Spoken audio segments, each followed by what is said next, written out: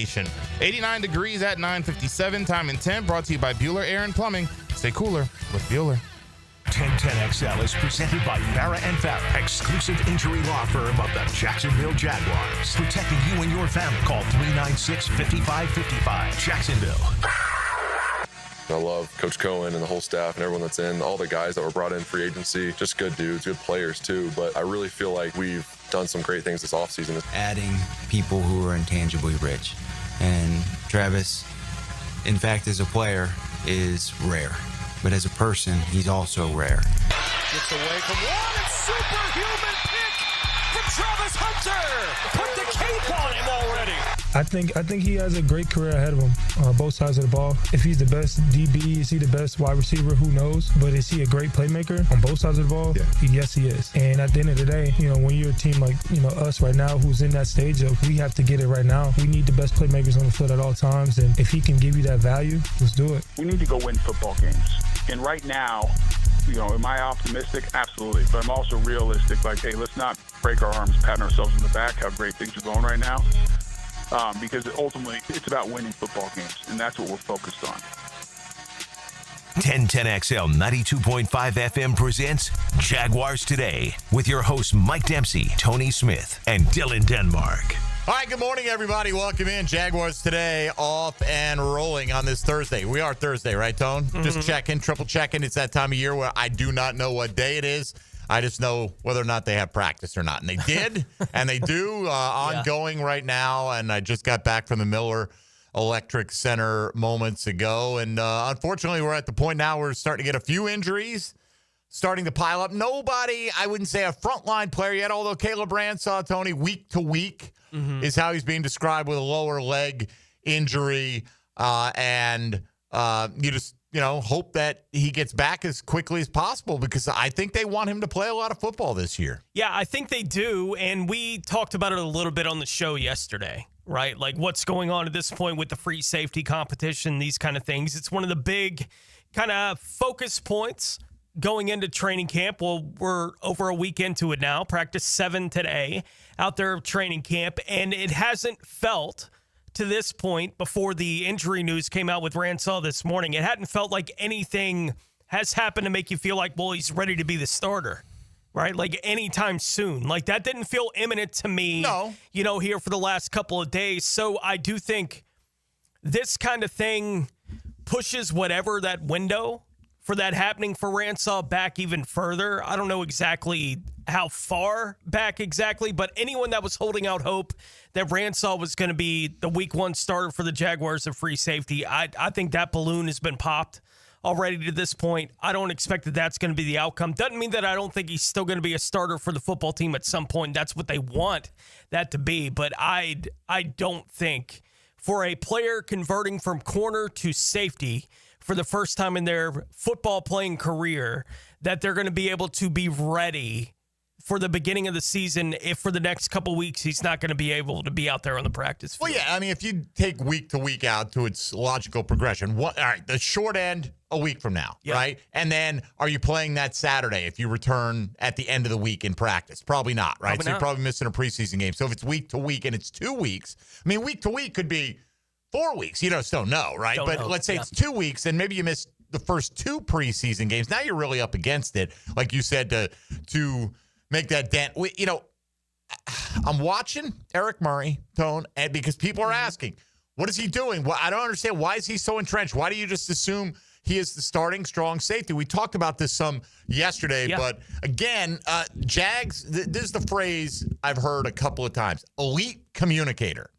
And they felt that last year when Dewey went in and played in the final 2.5 games or whatever it was, that the back end at least played better assignment football because he knew, it's like you would hope everyone doesn't need somebody to tell them what to do and line up. But clearly that's not the case, right? And having a guy out there who's, maybe half a coach on the field, whatever you want to talk about, is a value, especially on the back end of the defense because there's nobody else to save you. So you got to make sure you're playing your assignments correctly. And they think that is the biggest thing that he's just, I heard him described as a pro's pro, just super professional, whatever. He's not an elite athlete, like you compare him to Ransaw would probably run circles around him, you know. But and I understand free versus strong, but he seems like absolutely entrenched, at least to open the season. And I don't think it's like one of those anyone in particular is pushing him for that spot right now. So I think he's got that locked down in at least, the first part of the 2025 campaign. The other guy, Cole Van Lanen, is out for the preseason, right? I mean, I hope to have him back by the beginning of the season. So you got to wonder if you're Cole Van Lanen, does it become a numbers game? Do they end up trying to get you to IR? Who knows? I don't know. Yeah. I'm not saying this is nothing the Jags have said. They just said that he's out for the preseason. I asked Pacelli about him because remember last year, Pro Football Focus ranked him one of the best offensive linemen in the league based on his preseason play. Yeah, the grade. Yeah, right. The grade that they gave him.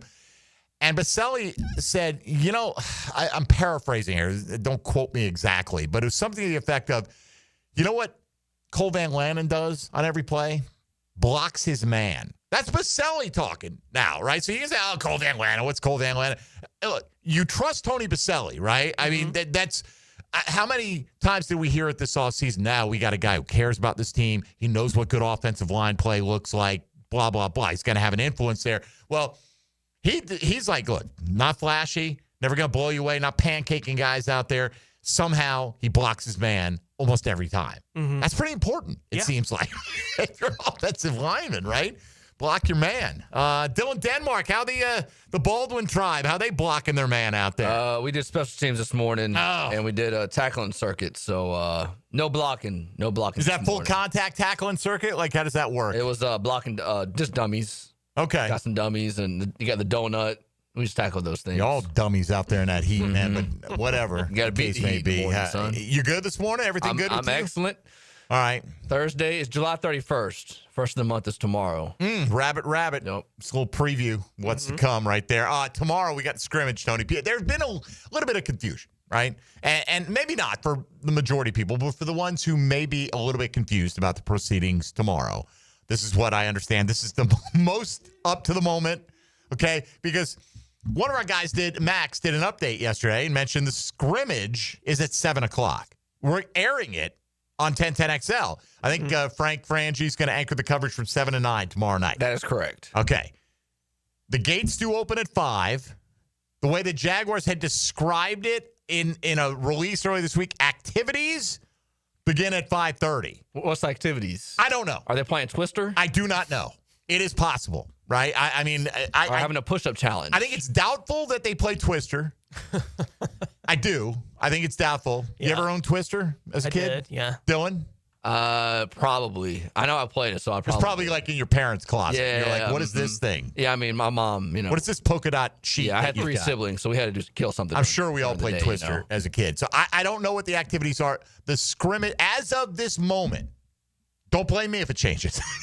But as of this moment, Scrimmage should get underway right around 7 o'clock. So will coincide with the on-air coverage of it down there. So there'll be other things going on. I'm sure there'll be warm-ups and what have you. And if you just want to be in the atmosphere, right? It's Friday night. Where you got to be. You don't have to get up the next day. Hopefully. Most of you don't. Yeah. Right? Not early. So that's the current plan to get things going out there. Team run period is what they called their first team period that I got to see probably half of, something like that, before I left. Tank Bigsby, first play, carry up the middle. Second play, Travis Etienne catches a ball in the flat. Third play, Bigsby up the middle. Make of it what you will. I don't know what to make of it. You know who they're excited about? Jaquindon Jackson. I keep hearing his name down there. How is Jaquindon Jackson going to make this football team? I mean, one of those 4 guys would have to go. That'd be for sure. At least, right? Like, I mean, I don't know. You're going to keep him as the 4th? Like, that's... I'm not saying they're going to, by the way. I'm just saying that they're it's the excited. conversation about how he makes the team, yeah. Right, exactly. Like, somebody's got to be... I mean, most teams will not keep 4 tailbacks. Or what you had last year in Tampa, you had Rashad White starter for most of the games. Bucky Irving came off the bench, only started 3, but he was the lead back, we'll call it, in the second half of the year. And you had Sean Tucker, right? I don't think they had another tailback. I don't know if they had a fullback. I think they ran with 3 backs. I'll check their depth chart right now and see if any of these names was DJ Williams active last. I mean, he was like an undrafted free agent last year. I think they ran with those three guys. Mm-hmm. Like, so you could say, all right, well, Etienne, he has shown up. I've heard he's been in the weight room all off season. Like, his work ethic is the best it's been since he's been. I'm not knocking his previous work ethic. I'm just saying it was noticeable. Now you can say he's had a good offseason. He's had a good offseason. He's in a contract year, right? Oh, by the way, you got outrushed by your teammate by almost a yard per carry last year, and we drafted two guys at your position. Yep. So if you can't read the writing on the wall and get your butt in there, then there's going to be a problem. Mm-hmm. And there's not a problem on that front. So he's done everything he possibly can. I think Tank has looked really good out there, and you got two guys that you've invested a draft pick. By the way, Bajal Tutin's back at practice today. They're hopeful he'll be full go tomorrow. Good. We saw him back in the pads the other day, but wasn't getting any teamwork in. Yeah. You got like one rep, I think, before I left today. And, of course, they love the physicality of LeQuint Allen as well. Like, he's on the field, he's hitting somebody, right? Whether he's violently finishing a run or just dumping somebody on their can in blitz pickup, whatever the case. So, competition, they wanted to create it. And it appears in that room and several others that it is real. Like you could sit here and go, well, Tank's been getting all the first team carries, and he has, getting a lot of them. Etienne's looked fantastic, and he has. They drafted these guys, and they did. But I really think that position, the story's on page one, right? Mm-hmm. Like tomorrow night will be a big in that setting, but then the next 3 weeks of preseason games, I think will, particularly those first two, right? Hopefully by the third one, they've got a sense of where things are going, and maybe it's a fight for the last roster spot or something. Yeah, I like the idea of not letting anybody feel too comfortable, right? When there's no need for anybody to necessarily be comfortable in some of these positions, as we've discussed. It's not like Josh Hines-Allen or Trayvon Walker are going to get pushed, right, for their starting positions on the football team. It's not like anything's going to happen that Brian Thomas Jr. isn't going to be featured heavily in the offense for the Jacksonville Jaguars. But there are spots where the competitions can be and necessarily should be open. And at this point in the process, all of the conversations should be around that idea. What's happening on the offensive line? It's open, right? Like what's happening in the secondary? It's open. What's happening at running back? It's open. Like these spots that we've talked about as being question marks for the football team going into the offseason, coming out of all the work they did in the offseason, I am 100% on board with the conversation still being had about those spots specifically still being, we're waiting to see. Yeah. What's going to happen in these spots. Leave it open for these guys to determine what's going to happen with what they do on the field. I think they have an idea of what would happen if they were going to go forward with it today. And I do think it's likely, it feels like to me right now, that they're going to wind up with 4 running backs on the roster. Right? Like, that's the way that it feels like we're going. Right. That's how it feels at the moment. Right. But those things are open to change. Like Cole Van Lannon, I have no idea. Right. I don't what either. that does for shaking up the offensive line. Just no idea. But I do, if I'm Cole Van Lannon, I like Tony Baselli saying, you know what I do? I block the man in front of me. Yeah. You know what? So I think they recognize his value. They put the 6th round tender on him this year. They weren't going to let him get away for nothing. No, yeah. Right? So, and again, we're not saying Cole Van Lannon is going to dictate the future of this team, but it's kind of where we're at right now. We're talking about, are you keeping 10 linemen? We would, I think, up until this point, have Cole Van Lannon on that group every single time, right? And may still be, but we'll see where, how quickly that timetable gets a little bit more concrete as we get towards the beginning of the season. So he's going to miss the preseason. Ransaw's week to week. Gardeck's back. And, bro, I tell you what, they think Gardeck is going to be more than maybe just like the 4th pass rusher, right? Like you got the 2 edges. We think Agba because they went out and targeted him right away, obviously. Like in base defense, Tony, Gardeck may be the Sam linebacker. Like he may be on the field, as a, quote, starter in – now, how much are you in base? Maybe a third of the time? Right. Something like that. You play a lot of nickel. But granted, you're still going to play that a third of the time, right? And then – even in some of those circumstances, it doesn't mean you're the one coming off the field if you're in like 3rd and long, if you're a designated pass rusher type, which he may be. So they are crazy happy to have Gardeck out there. Like, this is a guy that I would say, 3 out of 100 Jaguar fans had ever heard of before they signed him. And I may be being generous, right? Because and it'd be the same way with a lot of guys around the league when it comes to your roster or anybody else's roster. But they think that he's got a little something. And so we'll probably, if he stays healthy now, we'll probably see a good bit of Dennis Gardeck on the field this year. All right, we've got a couple of interesting things I caught yesterday at ESPN. One of them is a trade value chart, so to speak, for every NFL team and which guys are worth what. Like, how much could you get for Trevor Lawrence? How much could you get for the top players on your team? And, the next tier and on and on and on. So it's kind of interesting because it shows you how they feel your players would be valued by other clubs around the National Football League. And also, ESPN put out their annual ranking of the top teams' talent bases that are under the age of 25. Trevor Lawrence doesn't count anymore because he'll turn 26 in October. I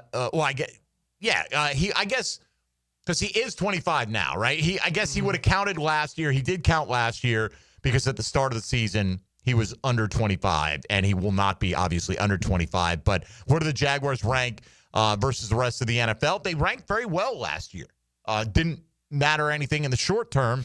I'm here to tell you they fared pretty well again, according to ESPN's prognosticators. Pete Prrisco of CBS Sports, about an hour away, going to join us, give us his observations of the days he spent out at Jaguar camp earlier this week as well. And if you want to get on the program, 641-1010 is the way to do it on the Checkmate Coatings phone line. Same number for the text line, designed by Lifetime Enclosures. Hop in the YouTube virtual studio. You can join the chat there. You can stream us on Twitter and Facebook, or hit us up on social media at MD_1010XL, at 1010XL Fat Tony, and at 1010XL Denmark. My Rushmore of serial killers, I guess I've never thought of it. Wow. Okay, then.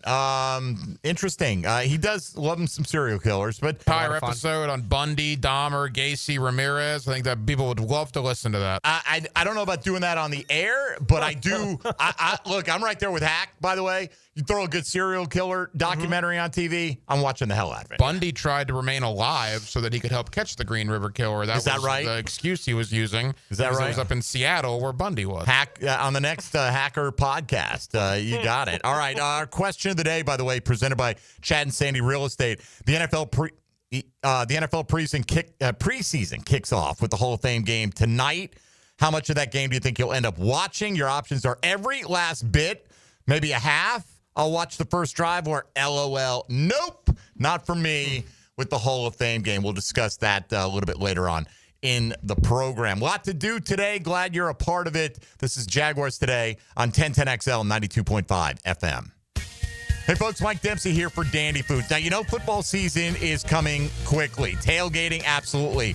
Hosting parties at the house, college football on Saturday afternoons. Well, folks, maybe you'd be surprised to learn, like I was surprised to learn, that aside from making great-tasting grab-and-go sandwiches, Dandy also delivers to your door fantastic tailgate subs and party trays, all kinds of stuff, perfect for snacking while you watch the game. Now, I'm just hearing about this after doing Dandy spots for over 10 years, so I'm trying something here, Tony. Maybe we could get a little food tomorrow. Maybe we could get our own party sub. I don't know, with a little Black Forest ham, maybe some smoked turkey. I don't know, lettuce. Got a tomato because Tony loves his tomato.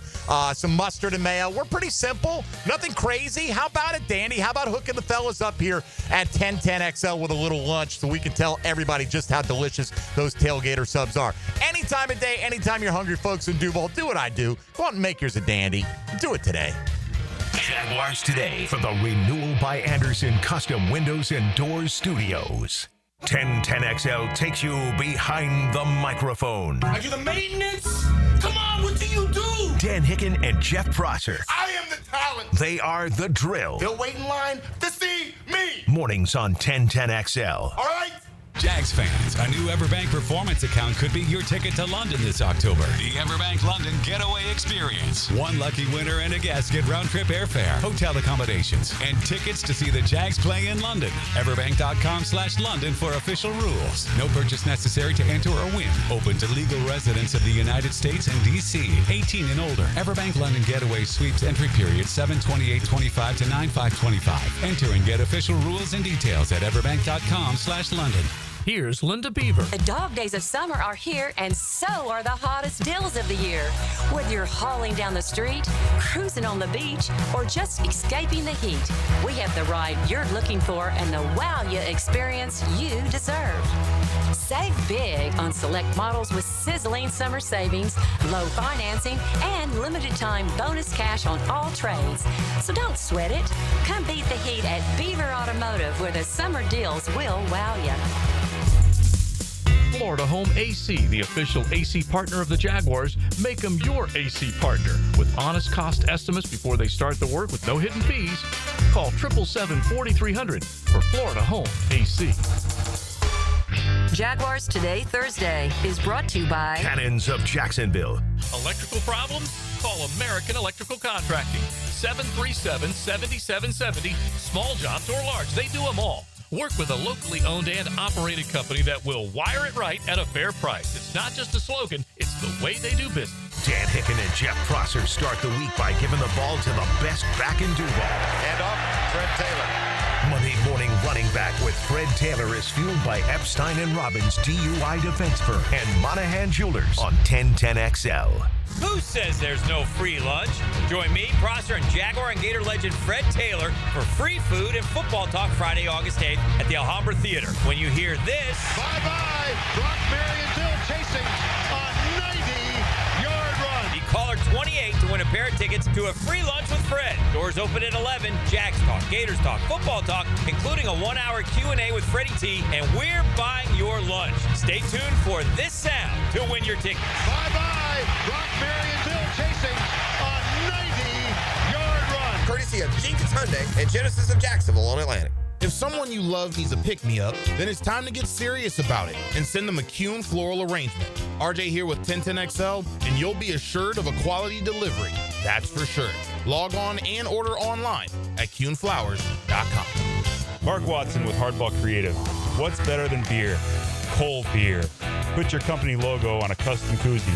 Check them out at hardballcreative.com. Hardball Creative.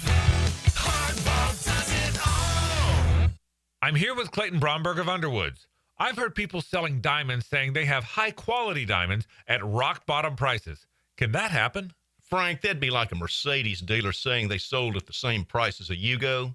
That just doesn't happen in any industry, and people who believe it are always the ones looking for something too good to be true, and they normally find out later it was. In diamonds, when you talk about higher quality diamonds with credible diamond grading reports from GIA, AGS, or Forevermark, the prices are higher, but so is the quality and value. Now, for a customer to understand that, they have to try to learn things like going to the internet, but they're going to get confused because they don't have an expert to ask questions to. The best way to get answers is to come in one of our stores and ask one of our professionals what those questions are and have them explain real diamonds to you. The result will be you'll understand more about a diamond's quality, price, and value by coming in. Underwood Jewelers in San Marco, in Avondale, and at the shops of Ponte Vedra. How much do the performers for Super Bowl halftime shows get paid? Filing an insurance claim following a storm shouldn't be an ordeal. Southern Oak Insurance's claim team prepares for catastrophic situations well in advance. Log on to southernoak.com. Our family protecting yours. Southern Oak Insurance. Super Bowl performers are not paid for their shows, but production costs are covered by the NFL, which could go as high as $15 million. Southern Oak Insurance. Our family protecting yours. Tomorrow only, get cash for your precious metals, gold, silver, watches, and jewelry. Everything gets a look. Stop by the Roadshow USA buying event at the Spring Hill Suites on Bay Meadows Road. Mention 1010XL and get 20% extra. 1010XL is presented by Farrah & Farrah, exclusive injury law firm of the Jacksonville Jaguars. Protecting you and your family. Call 396-5555. Jacksonville. Jaguars Today on 1010XL. All right, somebody on the text line designed by Lifetime Enclosures, Tony Cannon, LeQuint Allen plays special teams. That's important for him, I would think. We'll find out. Mm-hmm. They're going to have to. Some of those guys, right, they'll factor in either on coverage or the return game. I know he likes to hit people. You know, that's his rep, like violence on the field. They say during the Iron Jaguar games, you know, they did the one where you just do like the straight arm hang off the bar. By the way, you ever watch Physical 100 on Netflix? Yeah. Right, that's that Korean show where they bring together 100 of the best athletes in a bunch of different disciplines in Korea. And that's one of the tests they did, right, was just the hang. Yep. And it was one of the hardest ones. Like, guys would be yoked, or like guys you think, man, that guy's going to be able to hang there all day. And they'd be falling out like crazy. So LeQuint Allen got up there and was like looking at people like, what's up?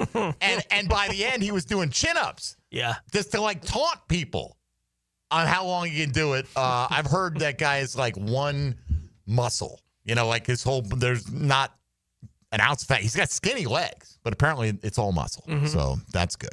All right. What do we got, Dylan? We got Will on the line. Is that where we're going to start today? At 641-1010 on the Checkmate Coatings phone lines. Want to get into these NFL team talent rankings under the age of 25, who the Jags have that are considered blue chip players, according to ESPN. We'll do that coming up. Will, you were on Jaguars Today to start things off. Good morning. How are you? Hey, good morning. How's it going? Y'all might remember me. I promise I'm not trolling today. Just want to give one big Duval. Man, football is back. Biggest turnaround in Jags history this year, from 4 wins, let's say 12 wins, 12-5. 2,000 yard or 1,000 yard season from BTJ, 1,000 yard from Hunter, 15 interceptions in total from Travis Hunter and Tyson Campbell. And let's unleash Bigsby this year, 4.6 yards per carry. Let the man eat. And then, we got Hall of Fame game tonight. Couple sleepers for those fantasy players out there. Look for Trey Harris and Omarion Hampton. Hampton's going early 4th round. I don't think he's a sleeper, but I got your point. I mean, with Najee Harris has the worst superficial eye injury, Tony, apparently in the history of football. And it's superficial. That was July 4th. It's July 31st. No timetable for his return. So they are going to play Omarion Hampton tonight. Trey Harris was, I believe, their 2nd round pick this year. So those are Harris more of a sleeper, I would say. Hampton's being drafted as a kind of a high-end running back too right now, like a top 15-ish type running back. So he's not sneaking up on anybody, but I appreciate your enthusiasm. 15 interceptions for Campbell and Hunter combined. I think I'd take that over the next 2 years. Yeah. You know, and I'm not sure they'll hit it. You know, I mean, that's a tough tally to reach for sure. Hunter, by the way, on defense today, I didn't see anything that stood out it one way or the other, right? So, but he is in the white jersey today at practice. Well, thanks for hopping on. I don't, you know, anytime you start with "I'm not trolling today," it's like I'm not going to be not trying to be offensive, and then the next thing you say is a bit offensive. Well, I mean, usually, right? What is Maurice Jones-Drew and others have said?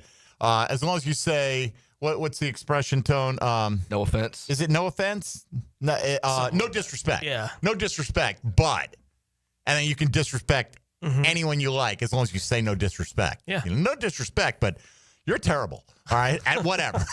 Okay. As long as you said it very respectfully. No disrespect, but your jump shot is trash. Look, I appreciate, 4.6 yards per carry. That's what Bigsby did last year behind not great run blocking. Right? Yeah. I mean, ask Travis Etienne. So if he can throw another 4.6, 4.8 up there this year, he's going to have his opportunity to stand out. Again, I would think if it goes the way it's gone in these training camp practices, you'll see Bigsby probably get the first running back touch tomorrow night in the scrimmage. Does that mean he'll be the starter? No, it doesn't. No. Absolutely not. But it's kind of where we're at right now. Means he's still in the running to be. Absolutely. At the very least, yeah. Absolutely. All right, so let's take a look at this ranking. Last year, the Jags were ranked 7th at ESPN.com in talent base under the age of 25. Does it surprise you? I know you've looked at this. I'm not surprised that they list your blue chip players that they think you have under that age, okay? Notably, graduated players Trevor Lawrence. He is not eligible, doesn't fit the criteria. Old now, yep. Brian Thomas Jr., of course, right? Absolutely. I can be surprised at that. He is absolutely a blue chip player. Travis Hunter, well, he better damn well be a blue chip player, right? He won the Heisman Trophy.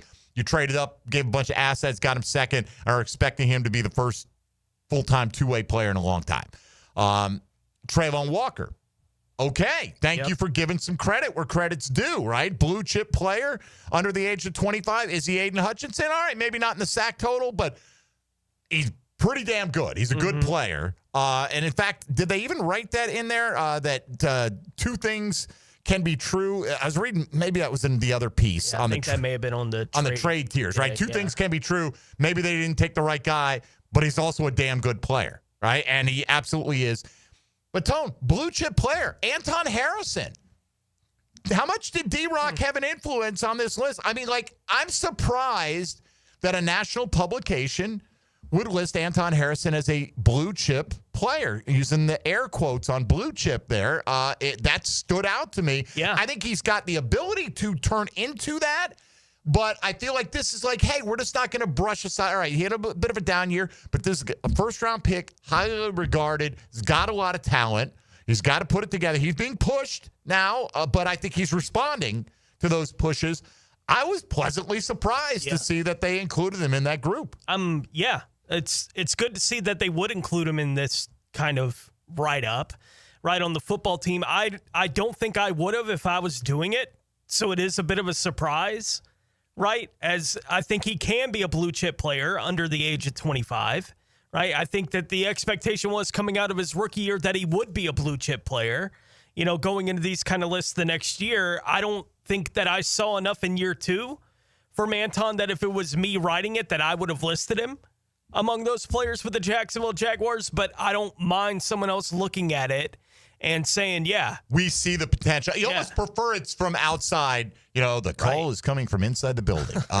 In this case, it's coming from outside. They don't just rank it based on your blue chip players. They note that in addition to starting Harrison, who's 23 years old, let's not quit on him yet. Right. Which would have been even more of a reason that it would have been, I'll wait a year. Yeah. Right. Like if I was writing it up, I'll wait a year. And maybe he moves himself into that tier.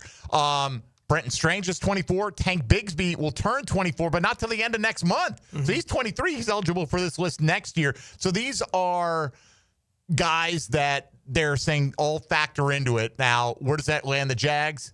8th overall in terms of total blue chip talent. What's the problem?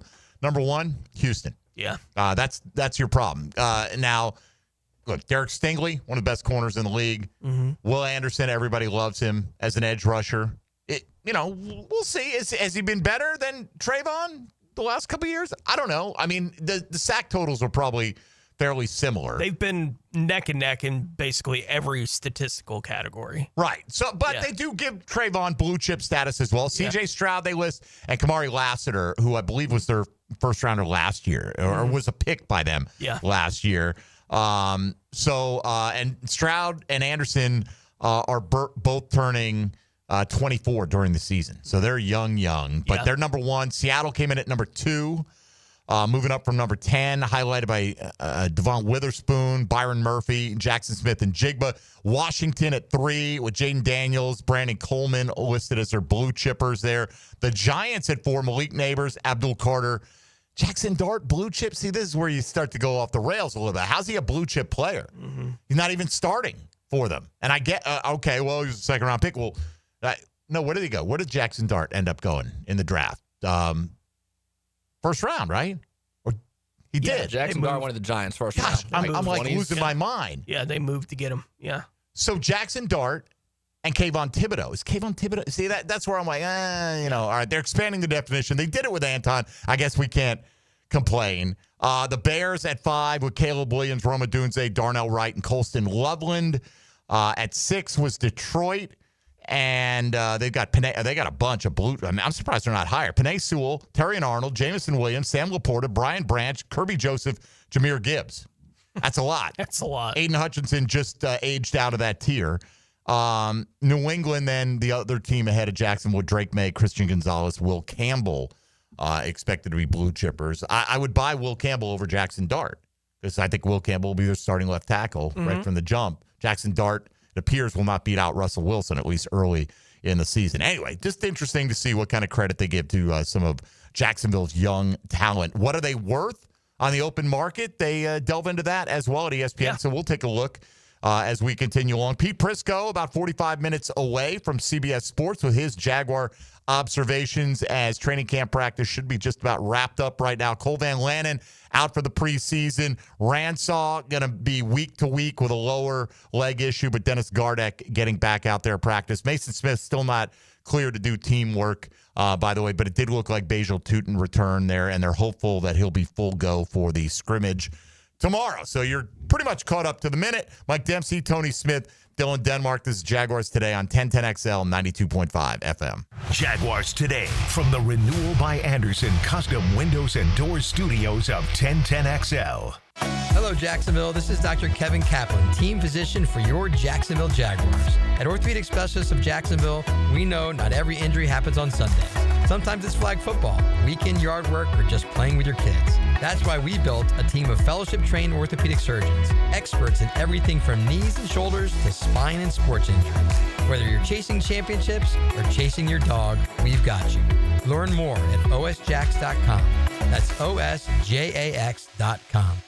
1010XL presents Blue Bloods, starring Frank Franchi as the commissioner. This is a show about his Irish cop family, and I play their dad, Frank. Frank Franchi, afternoons on 1010XL. This is Jennifer Marion at Randy Marion Cadillac. Are you ready to drive away today in luxury? Then you should check out Randy Marion Cadillac, Southside Boulevard in Jacksonville. Discover our luxurious lineup with over 100 Cadillacs to choose from, including the stunning Cadillac IQ, Lyriq, Optique, and Vistique. And here's something important. The $7,500 tax credit on EV vehicles will be gone in just 90 days. That's right. Don't miss your chance to save while driving in style. Visit us at Randy Marion Cadillac. Plus tax tag, Title IX, $9.99 admin fee, and resist all on approved credit. You're locked into Jaguars Today Thursday with Cannons of Jacksonville.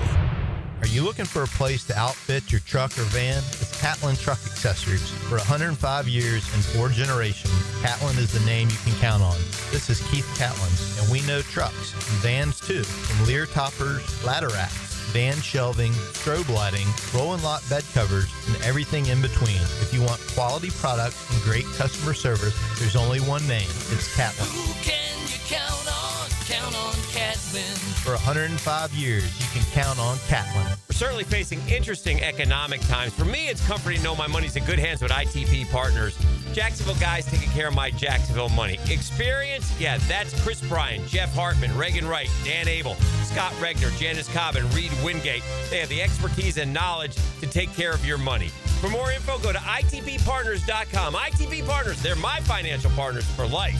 Non-compensated client testimonial may not be representative of all client experiences. No guarantee of future performance or success. It's kind of like his own private locker, and you're his guest. Every time we talk, I'm reinvigorated by my love of the game. Hayes Carline here. Find my blog at 1010XL.com. Hayes Blog is brought to you by Roland Reach Plumbing, where quality and experience count. Lauren Brooks here from Helmets and Heels. Circa Resort and Casino has 2 epic pro football contests, Circa Million and Circa Survivor. Circa Million, pick 5 games weekly against the spread for $1 million grand prize. Circa Survivor, 1 pick a week, no spread. Last one standing wins $15 million. Enter at any Circa in Nevada, play anywhere. Sign up for either and get 50% off a 2-night stay. Helmets and Heels will be live from Circa in Vegas on August 22nd. Full contest details at circasports.com and the 1010XL homepage. The best game day parking in all of Duval is at Tailgaters Parking. Are you ready for some football? Tailgaters is just steps away on the east side of the stadium. Visit tailgatorsparking.com and secure your season parking pass today. Big Chief Tire is always looking for ways to better serve the Jacksonville community we call home. Lauren Brooks here. Starting Monday, June 16th, they are opening their 6th shop location in Mandarin, providing more Jacksonville residents with a locally owned auto repair business that they can trust. Visit the new shop on San Jose Boulevard today for all your vehicle needs, including brake repair, new tires, and more. Visit WeKeepJacksRollin.com or call 904-932-0950 to schedule an appointment today. Bueller. Stay cooler with Bueller. Hey, Jason, got a minute? Always. What's on your mind? This time of year, my air conditioner is running non-stop. Hot all day, hot all night. It has to run constantly just to keep up. Well, that's what they do. But if something happens to it in the middle of a 2-week heat wave, I'm in trouble, Jason. I can't wait 3 days or 2 days or even the next day for service. If you can't get someone here today, I'm sweating by tonight. What if it breaks, Jason? You call me, pal. That's what we do. Bueller Air and Plumbing. But you're probably swamped with calls from everyone else's AC that ran nonstop and then broke in a heat wave, so they called you because that's what you do. But we always have room for an emergency. At Bueller Air and Plumbing, we have techs standing by because we know these things happen. So I don't need to worry. Wow. That time you calmed me down without even using the sunglasses. Oh, I was reaching for them. Stay cooler with Bueller. Visit BuellerAir.com. Playoff-bound Jacksonville Jumbo Shrimp are in full swing at the newly renovated VyStar Ballpark. Your home for affordable family fun. Tickets start at just $5. Fireworks after every Friday home game and kids round the bases after Sunday games. Log on to jackshrimp.com for tickets and details. Jumbo Shrimp Baseball, affordable family fun. Yo, this is Tony from Tony D's. Are you looking for a great slice of pizza? Well, we have about 12 varieties. Most places won't have slices of pizza after lunch. At Tony D's, you can get a slice all day. It's always fresh at Tony D's Pizza. Bay Meadows and 295. 1010XL is presented by Farah & Farah, exclusive injury law firm of the Jacksonville Jaguars. Protecting you and your family. Call 396-5555. Jacksonville. Now, more Jaguars Today on 1010XL. Yes, it is. Pete Prrisco on the way. Under 45 minutes from now from CBS Sports. Had a sit down with Travis Hunter among his other duties as he's making his personal training camp tour around for CBS Sports. Was out there watching the Jags the other day, Tone. So we'll get Petey's impressions on where things stand. And look, it's all impressions right now. Again, I mean, they keep stressing this. I don't think they're blowing smoke that the majority of this team is open for competition, right? I mean, there's no way. Nick Mullins couldn't do enough to overtake Trevor Lawrence. That's not happening. Emmanuel Ogbah is not displacing Josh Hines-Allen or Trayvon Walker. But, you know, there are only a few of those guys that are locked in that don't have to worry about their spot. I mean, it doesn't mean they don't have to play well. No. Over the course of time, but at least at this point in time, heading into the season, they feel pretty secure in where they stand with certain things. Well, and it's not a competition because even if it was an open competition, there's zero doubt about who would win it, right? Correct. Like, it's one of those things where it's like, even if you went and said, Josh, you got to earn the job, you'd be like, okay, right, I'll go earn the job. You know, years ago, MJD and I were doing a show on Sirius XM, and this is probably the most contentious we ever got with each other. He's like, man, they try to replace Brady with all those quarterbacks they drafted over the years. I'm like, what are you talking about? It's like, man, they took Kevin O'Connell in the second round. I'm like, I don't care where they took Kevin O'Connell. They were not trying to replace Tom Brady. Now, were they trying to catch lightning in a bottle and maybe flip that guy? Look, they had Matt Castle as like a 7th rounder, right? And Ryan Mallett. And Ryan Mallett in the 4th, right? Mm-hmm. But they took Castle on like the 7th, and that was the year Brady, like in 2008, tore his ACL. Yeah. And Castle actually won like 10 games with that team. Was it 11? Yeah, they won 11 games, did not make the playoffs. But right, they missed the playoffs, right? But that was coming off 16-0. And then they were able to flip Castle for better assets. I mean, you got to keep the pipeline going. But I doubt they're sitting there like, yeah, this guy's won us 3 or 4 Super Bowls at this point. Let's get Kevin O'Connell in here to push Tom Brady for that starting spot. You know, just certain things are not the case. By the way, no one's suggesting anyone on the Jags is at Tom Brady's level in terms of success, drive, commitment, nonsense. I mean, over the top to a degree, but that's how he is. All right. Jaguars on the trading block, Tony. I'm not saying anyone's on the trading block, but if they were to be, what do we hear all the time? Trevor's trash, right? I mean, from a certain segment of the fan base, okay? Trevor, absolutely terrible. Got the one guy who thinks they're going to make a call for Kirk Cousins at some point this year. I mean, it's just ludicrous. Yikes. Right? Yeah. Just crazy. He's 25 years old. Is he the best quarterback in the league? No. Is he a top 10? No. Does he have the potential to be? Perhaps. Okay. They're listing here the trade assets, in their opinion, of every team, the top trade assets. Guys on the Jaguars. Denmark, have you looked at this? No, sir. Guys on the Jaguars. It's Barnwell that did it. Is it Barnwell? Okay. Yeah. That are worth 2 first-round draft picks, at least 2 first-round draft picks, that if you're going to trade them, it is Bill Barnwell. And I don't think he's any kind of Jaguar lover, by the way, right? I was told years ago he tried to get a job with the organization and got rebuffed. And that seriously, now this is a previous regime, and that it stuck with him, and it actually, it'd be more inclined to not say great things about him. Dylan, how many guys do you think on this roster are worth 2 first-round draft picks, and who would they be? It'd be Josh Hines Allen, be Trayvon Walker, Trevor because he plays quarterback, Travis Hunter right now, Brian Thomas Jr., so I'd go that far. I'd say 5. You're 3 out of 5 because they only list 3 guys. Okay. Yeah, I was kind of reaching. And I don't know if Trayvon Walker's going to bring you 2 first-round draft picks, right? But this is factoring in the contract even because, like Josh Hines Allen, when we get to him, they even talk about, look, he got paid even though he's on a 5-year, $141 million contract extension. You'd still get a first-round pick for Josh Hines Allen. So they didn't have the edge rushers. Trevor Lawrence, Brian Thomas, Travis Hunter are the guys who are worth multiple first-round picks. So just look at it this way. You had the 1 first-round pick last year that in Brian Thomas that you traded back. You got 3 additional picks. Now, one of them was Keelan Robinson. He's already gone. But you got 2 other picks and Brian Thomas, and you could turn that into multiple first-round picks. Not that we want to. That's why you draft a guy like that. You're going to keep him. Travis Hunter, absolutely. I mean, look, they gave up more than 2 first-round picks to go get him. They gave their own pick, next year's pick, their second-round pick, and then they got a little value back in the 4th.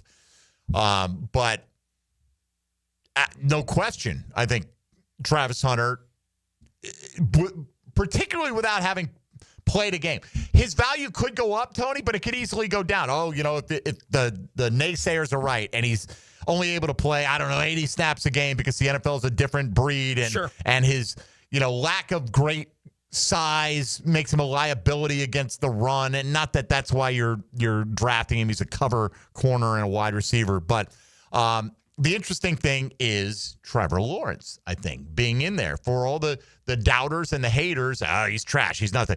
This is a national reporter telling you he'd bring you at least a pair of first-round picks if you wanted to reset right now. Some of the blooms off the Lawrence rose after he went 2-8 as a starter last year, but he is not far removed from being excellent between the second half of 2022 and the start of 2023, which is about a full season period. He's still only going to be 26 years old. There are too many teams that had him as a truly elite college prospect to think there wouldn't be significant market for his services, even if the results haven't necessarily been what the Jags and their fans would have hoped. Of course, we want him to lead us to the division title every single year. Yeah. But you could be a lot worse off than what you have. Again, is not the worst off the goal? No, it's not. No. But I do think that, and again, there are plenty of fans that have Trevor's back that believe and they point to that era. But the further that gets in the rear view, that late 22 to early 23, that's a season and a half ago. The harder that gets to rely on. So he's going to have to show it this year. But the hope is that Liam Cohen will work some of the magic that he worked with Baker Mayfield. Not that Baker wasn't good, but he took him to previously unseen heights last year in his 1 season in Tampa. Yeah, it was a great year for all of them last year in Tampa. Obviously, the hope and expectation is that that'll rub off on what's going to happen for the Jaguars offense this season. And Trevor Lawrence is a supremely talented player, right, at the position. Not all of all the pieces haven't been put together yet to this point. In the last 2 years, a lot of that has been at the feet of the injuries that he's had to deal with. He played through a lot of it 2 years ago. Last year, he didn't play through the injury stuff, but he wasn't on the field for the entire season. So, yeah, the last 2 years have felt kind of lost in a lot of ways for Trevor Lawrence, and I can understand the frustration from the fans that have tilted so far on it that they're like, he's bad.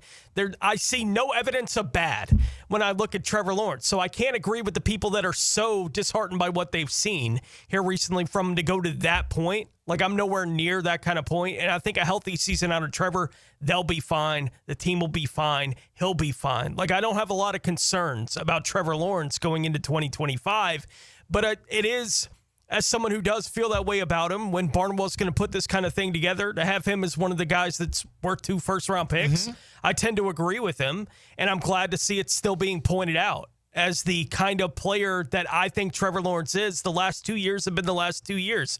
There's no reason to duck it. It's the reality. But I am expecting a big year from Trevor Lawrence. I mean, next year, I hope we look at it and go, of course he's worth that. Yeah. Because look what he did when he finally got the right system around him, the right infrastructure and all that. This feels like an expressed belief that a lot of people like me still share about Trevor Lawrence, but there's plenty of people here locally who don't share that kind of and I know all the reasons why. I'm not trying to, again, the Trevor Lawrence arguments are always a little bit funny because you're not changing anyone's mind about how they feel about Trevor at this point and any of it. There's nothing that you're going to show that's going to get them going, oh, you mean that? And nothing they can show me that's going to get me to go, oh, you mean I needed to include that?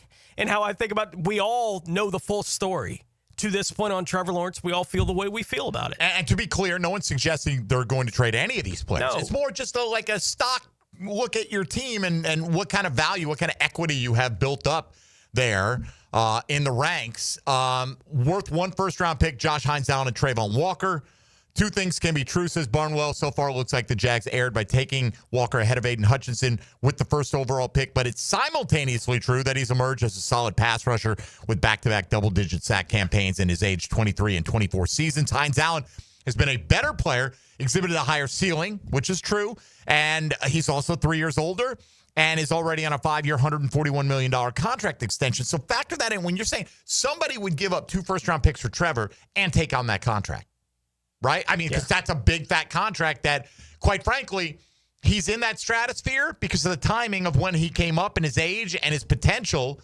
But has he played like a $55 million quarterback? No, he has not. Right? But that's the thing. Even with that, there would be teams out there going, yes, please. Oh, yes, please. We'll pay him, and we'll give you a lot just for the right to pay him. Just missing out.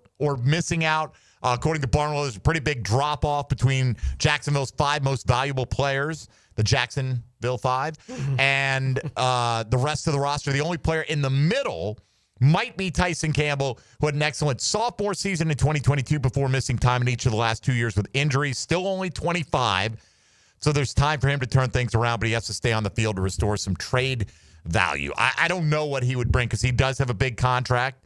And again, we're not looking to move him. And from everybody you talk to who's been out at camp on a regular basis this year, Tyson Campbell has looked as good as they've ever seen him look. You know, I saw him running down the field with De'Ami Brown on a play today. De'Ami, by the way, can close the gap on you in a hurry. I mean, he can motor, but Tyson was right there turning the hips and running with him. So, you know, just one little play. I'm not really judging anything on that, but I'm just saying that everybody who's been out there tells you he looks fantastic. He has, you know, as Hayes put it, he kind of has an aura around him this year. Like, he realizes how good he's capable of being. He's healthy. That's the big thing with him, Tone. Will he stay healthy? A lot of these guys, certainly. Will Trevor stay on the damn field this year?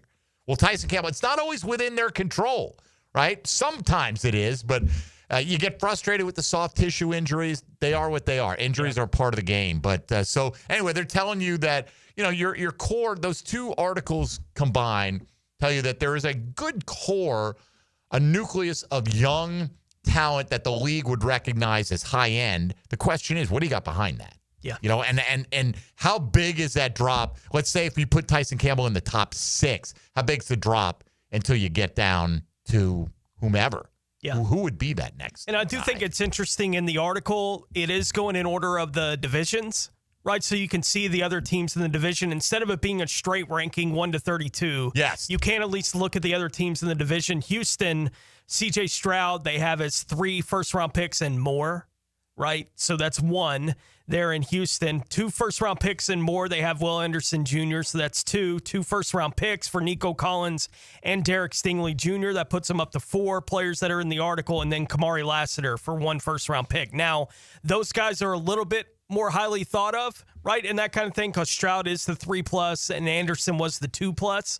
So they do have a couple of those kind of guys, and the rest of the division, none of the teams have more than 2 guys. The Colts have 2 guys that they say are worth a single first-round pick. Yeah. That's the high end. And one of them they just took in the first round this year, Tyler Warren. So they're saying, yes, okay. And Leatu Latu, who was their first-rounder last year, right? Bernard Ryman just got, $100 million contract? He is in the missing out category. 4 years, $100 million. So... Yeah. And I think it put Tennessee, I think they had Cam Ward with a couple because he just went number 1, and Jeffrey Simmons, I think, was the first Cam Ward worth 2. Yeah. And Jeffrey Simmons worth 1. Yeah. First round pick. So, they're saying your elite talent or the upper crust of your talent much better than those other 2 teams, right? It can't be in a battle for third this year. Got to be in a battle for first with Houston. That's it. Or have Houston be chasing you. I mean, that's what absolutely I think is fair when you look at the talent bases between those 2 teams. Tennessee might stink this year, but you better take advantage of it. No doubt. You got all these young players around the age of 25 years old, and 2 of your teams in your division are not exactly top heavy.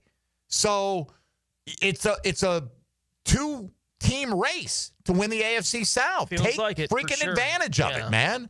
They're not world beaters. Their offensive line is very questionable. Yeah. In Houston. They've got Joe Mixon out, open-ended timetable. They're going to go with the rookie Woody Marks. I mean, Nick Chubb, they're already saying he's not the guy he used to be. Nico is going to be back. Who knows, right? So we get him week 3. I hope all those guys take their damn sweet time. All right, we'll come back. Tony will take us around the league. Pete Prrisco about 25 minutes away. So we got a lot to get to coming up in hour number 2. Stick around. You're listening to Jaguars Today on 1010XL 92.5 FM. Hey, folks, Mike Dempsey for big number 1 Duval Ford, Jacksonville's number 1 Ford dealer with a legacy of service right here on the First Coast. Over 110 years as a Jacksonville-based company. Boy, service should be part of their name, honestly. Ford factory-trained and certified technicians. They're Ford Pro Elite, which means they can take care of any business's fleet of vehicles. They got like 95 service bays in there, so you're not going to be kept waiting. Top of the line in everything they do. That's big number 1 Duval Ford on Cassett Avenue and online at duvalford.com. Jaguars Today for the Renewal by Anderson Custom Windows and Doors Studios. Even more Jaguars. Listen to the Tommy Mac podcast with Tom McManus and Campo and Joe with Dave Campo and Joe C. Find these original podcasts at 1010XL.com or on Twitter at 1010XL.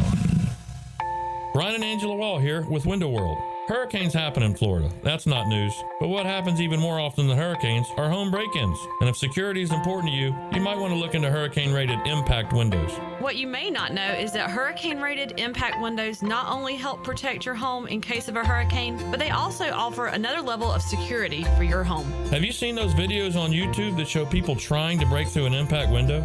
A thief is way too lazy to spend his energy trying to break through one of our impact windows. That's why he doesn't have a real job like you. He'd rather break your non-impact window while you're at work. Window World has high-quality, very affordable hurricane-rated impact windows to help protect your home from hurricanes and from lazy thieves. Call us today at 904-443-7001. Get a free estimate and see for yourself. You save energy, get more security, and the windows add value to your home. With all Window World windows, you get the best guarantee in the window replacement business. Window World, simply the best for less. And thank you for your business. Instant Keys. You don't have to go to the dealer. Instant Keys comes to you. Instant Keys saves the day if you have lost or broken keys. They can program new keys and remotes for nearly every make and model of vehicle at a fraction of the dealership cost. Fast, honest, and reliable locksmith service. Call 722-1111. Instant Keys. Instant Keys. You don't have to go to the dealer. Instant Keys comes to you. Jaguars Today Thursday is hitched to Cannons of Jacksonville for all your towing needs. Have you or someone you care about been arrested or had their driver's license taken away? I'm Susan Cohen, and I work with David Robbins at the law firm of Epstein & Robbins. We are experienced fighters for those charged with DUI and all criminal offenses. I've been named the best DUI attorney in the state, and David has been named the best criminal defense lawyer in Jacksonville. In your battle with the justice system, there is only one thing you need to know. Dial David 24/7 at Epstein & Robbins, 354-5645. Are you ready to play this summer? At the First Coast YMCA, we're committed to being your home for health and wellness and a place for friendly competition with team sports for adults and for kids. Basketball, volleyball, pickleball, flag football, soccer. The Y has something for everyone at any age. Discover all the benefits of YMCA membership and find your fun this summer at the Y. Registration for team sports and summer camps is open now. Visit fcymca.org. Home of the Jaguars. WJXL AM Jacksonville Beach. WJXL FM Jacksonville Beach. Hi, I'm Mac with Baker Glass. If you've got fogged up windows, let me help. We'll replace them with clear, insulated units that brighten up your home. People say we're fast, friendly, and reliable. Just check out our Google reviews. Call me today. Baker Glass. No one treats you better. Send your favorite person a sweet summer surprise today from Kuhn Flowers, creating memories for over 70 years. I'm RJ, and it's just so easy. Order online at kuhnflowers.com, Jacksonville, and Ponte Vedra. I'm 1010XL's media mogul, Dan Hicken, and before the weekend hits, I break down what to watch and where to be. Catch Musings with the Media Mogul on YouTube and Facebook, provided by Tucker Equipment Rentals in Neptune Beach. Right now, they're on their way to disrupt your life, make you uncomfortable, and rob you. Don't bother calling the police. They can't help. That's right. Summer heat and humidity are about to attack North Florida again. You know what to do. Call Mike Merritt. Mike Merritt's Heating and Air has a license to chill. When heat and humidity are attacking you, Mike Merritt provides a comfortable chill at a bargain price. Mike has been keeping North Florida comfortable for 30 years. Mike Merritt technicians are never paid commissions, meaning you'll never be pressured to buy something you don't need. And Mike Merritt knows cooling issues can arise anytime. They don't just happen during business hours. So Mike Merritt never charges overtime fees. When you need us, we're here for you. Remember, in the fight against heat and humidity, Mike Merritt has a license to chill. Visit merrittair.com. Florida license number CACO 50384. New and pre-owned firearms are in stock at Beach's Jewelry and Pawn in Jacksonville Beach. Want a new sidearm or rifle? Brands like Kimber, Smith & Wesson, 6 Hour, Beretta. No lines, no hassle. Only at Beach's Jewelry and Pawn in Jacksonville Beach. Jax is more than a city, beaches, suburbs, or a destination. We're a community that takes care of each other. I'm former Jaguar Tom McManus. J-Dog Junk Removal and Hauling is dedicated to serving you with respect and integrity. From estate cleanouts to furniture and appliance removal, we handle it all. Call 506-1256 for your free estimate today. We're here for you. We're veteran-owned and operated. J-Dog Junk Removal and Hauling. This is your local sports update. I'm RJ Saunders for 1010XL. This update brought to you by Kuhn Flowers. Couple injury updates coming out of Jaguars training camp. Cole Van Lanen reportedly dealing with a shoulder injury. He'll be out for the remainder of training camp. Caleb Ransaw dealing with a lower body injury. He is being listed as week to week. The Jacksonville Jaguars have also activated linebacker Dennis Gardeck from the active physically unable to perform list the team has announced today. The Orlando Magic are going to make history in the upcoming season. For the first time, the NBA will have a regular season game in Berlin, Germany on January 15th, and the Magic will be participating against the Memphis Grizzlies. The international meetings will also mark the first time the two teams have met since the blockbuster trade this summer. Right now, 91 degrees at 11 o'clock. Time and temp brought to you by Bueller Air and Plumbing. Stay cooler with Bueller. 1010XL is presented by Farah & Farah, exclusive injury law firm of the Jacksonville Jaguars. Protecting you and your family. Call 396-5555. Jacksonville. Everything you need to know about the Jags. Jaguars Today on 1010XL. I told you at the top, injuries for the Jags today. The fresh ones include Cole Van Lannon with a shoulder. It's going to keep him out for the entirety of the preseason, it looks like. Hopefully be ready by the start of the season. Really don't know right now. Caleb Ransah, lower body injury. He is week to week. Dennis Gardeck returned to action, or was cleared to return to action for the first time today. Mason Smith still doing some individual stuff. Looked like Bajal Tutin was getting a few reps in team, so they're hopeful he's going to be full go for the scrimmage. You're not going to hear from Liam Cohen today, Tony. He's going to wait and talk after the scrimmage tomorrow. Yeah. But we did hear from Grant Udinski today after Jags practice, Jags offensive coordinator, and he talked about what the game plan or what they're hoping to accomplish, I guess, in tomorrow night's in-stadium scrimmage. It's like a practice for us in terms of the way the guys are approaching it, but it'll be good to get the experience for the guys kind of going through the pregame routine more so than anything in terms of the mock game element of it.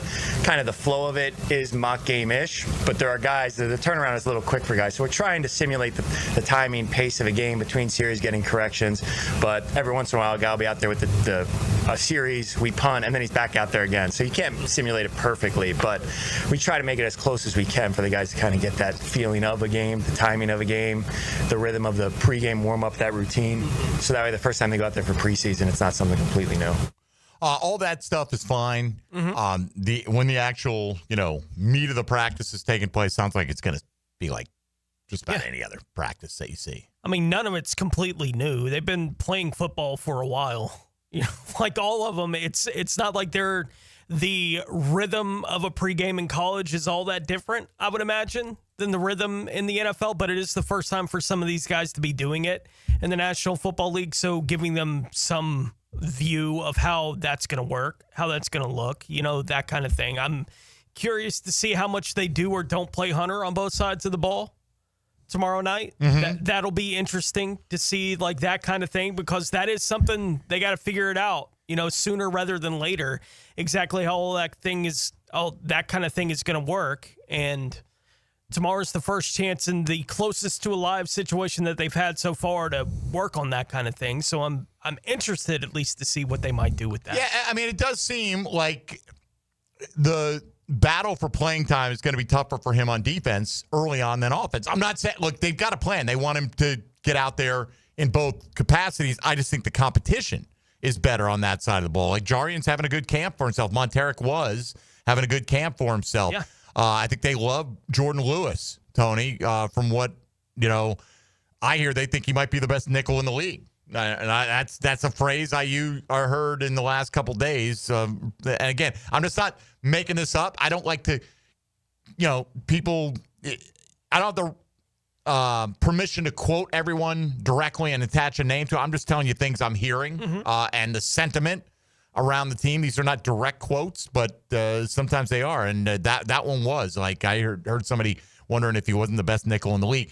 I don't know if he's the best nickel in the league. I don't know if he's fifth best nickel, the seventh best nickel, the third best nickel. I have no idea how to rank all the corners, but they obviously like what he's brought to the table. And the one thing you've heard about Lewis consistently is he's got the biggest edge. Yeah. Right? Like he is the biggest red ass out there. And in terms of intensity, competition, attitude guy. Right. Not just attitude, but that intensity that hopefully helps you play at a higher level. What does Grant Udinski want to see from Travis Hunter tomorrow? What we want to see is just that continued improvement. I don't think that there's anything specific that we would say we need to see tomorrow. We have time to continue to work and progress. I think it's just the continued progression of schematic understanding, the technique, the chemistry with Trevor and the rest of the guys that we want to see on that. Yeah, and that's the offensive coordinator talking about it, so he's going to talk about what he may or may not do on the offensive side of the ball for them tomorrow night. And improvement, yeah, okay.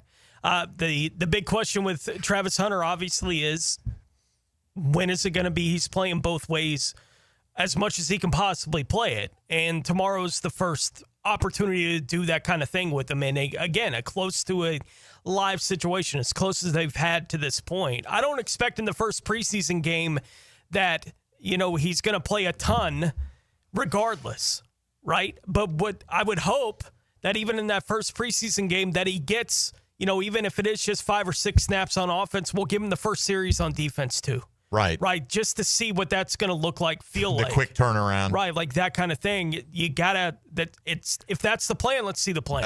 Whatever that's the thing. We don't need to see the plan come to fruition in the first preseason game either, right? So what do they think it's better? Like, is it better to acclimate him with a lot of reps in the preseason, or is it better to say, hey, he's going to have 17 weeks of a lot of reps?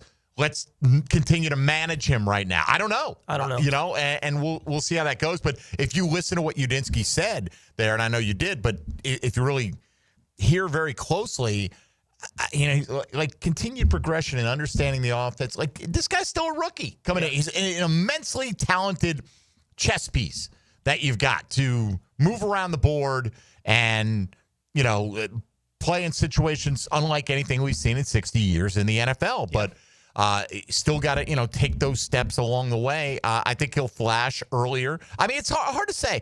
I think, again, the competition's tougher for him to get on the field, I think, defensively. But I was about to say he'll flash earlier on offense, but he's so natural as a corner that, I don't know, maybe he plays a third of the snaps in the first week. I'm just guessing. I have no idea. Nobody's telling me this, right? Let's just say that's the ramp up, right? Like maybe he plays 80% on offense, 30% on defense with an eye towards, ever increasing. And that 30%, maybe he gets his hands on the ball a couple times. You never know. Like as he told Prrisco when he sat down with him a couple days ago, right? And Prrisco was asking him, do you really think you can play all the snaps on both sides? And Hunter's answer to that question was, I wouldn't be trying to if I didn't think I could. Right. Right? Like he believes that he can do that kind of thing. Whatever's going to limit him is the team not wanting to expose him. That's going to be the limit. Speaking of Prrisco, he's coming up in about 10 minutes. Before we get there, Tony, why don't you take us around the NFL? Now, Gems Around the NFL, brought to you by Beach's Jewelry and Pawn in Jax Beach.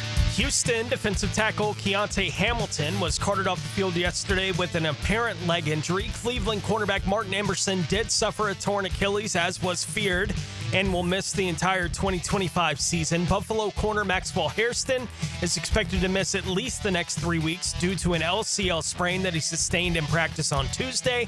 Miami head coach Mike McDaniel said yesterday that safety Ashton Davis won't be out for the season after suffering a non-contact injury on Tuesday, but he will be out for an extended period of time going into the regular season. Kansas City wide receiver Xavier Worthy has been placed in the league's concussion protocol. San Francisco worked out 4 running backs yesterday, including former Jaguars running back Dearness Johnson. Cincinnati is signing tight end Noah Fant. Seattle signed general manager John Schneider to a 4-year contract extension, which will extend his deal with the team through the 2031 season.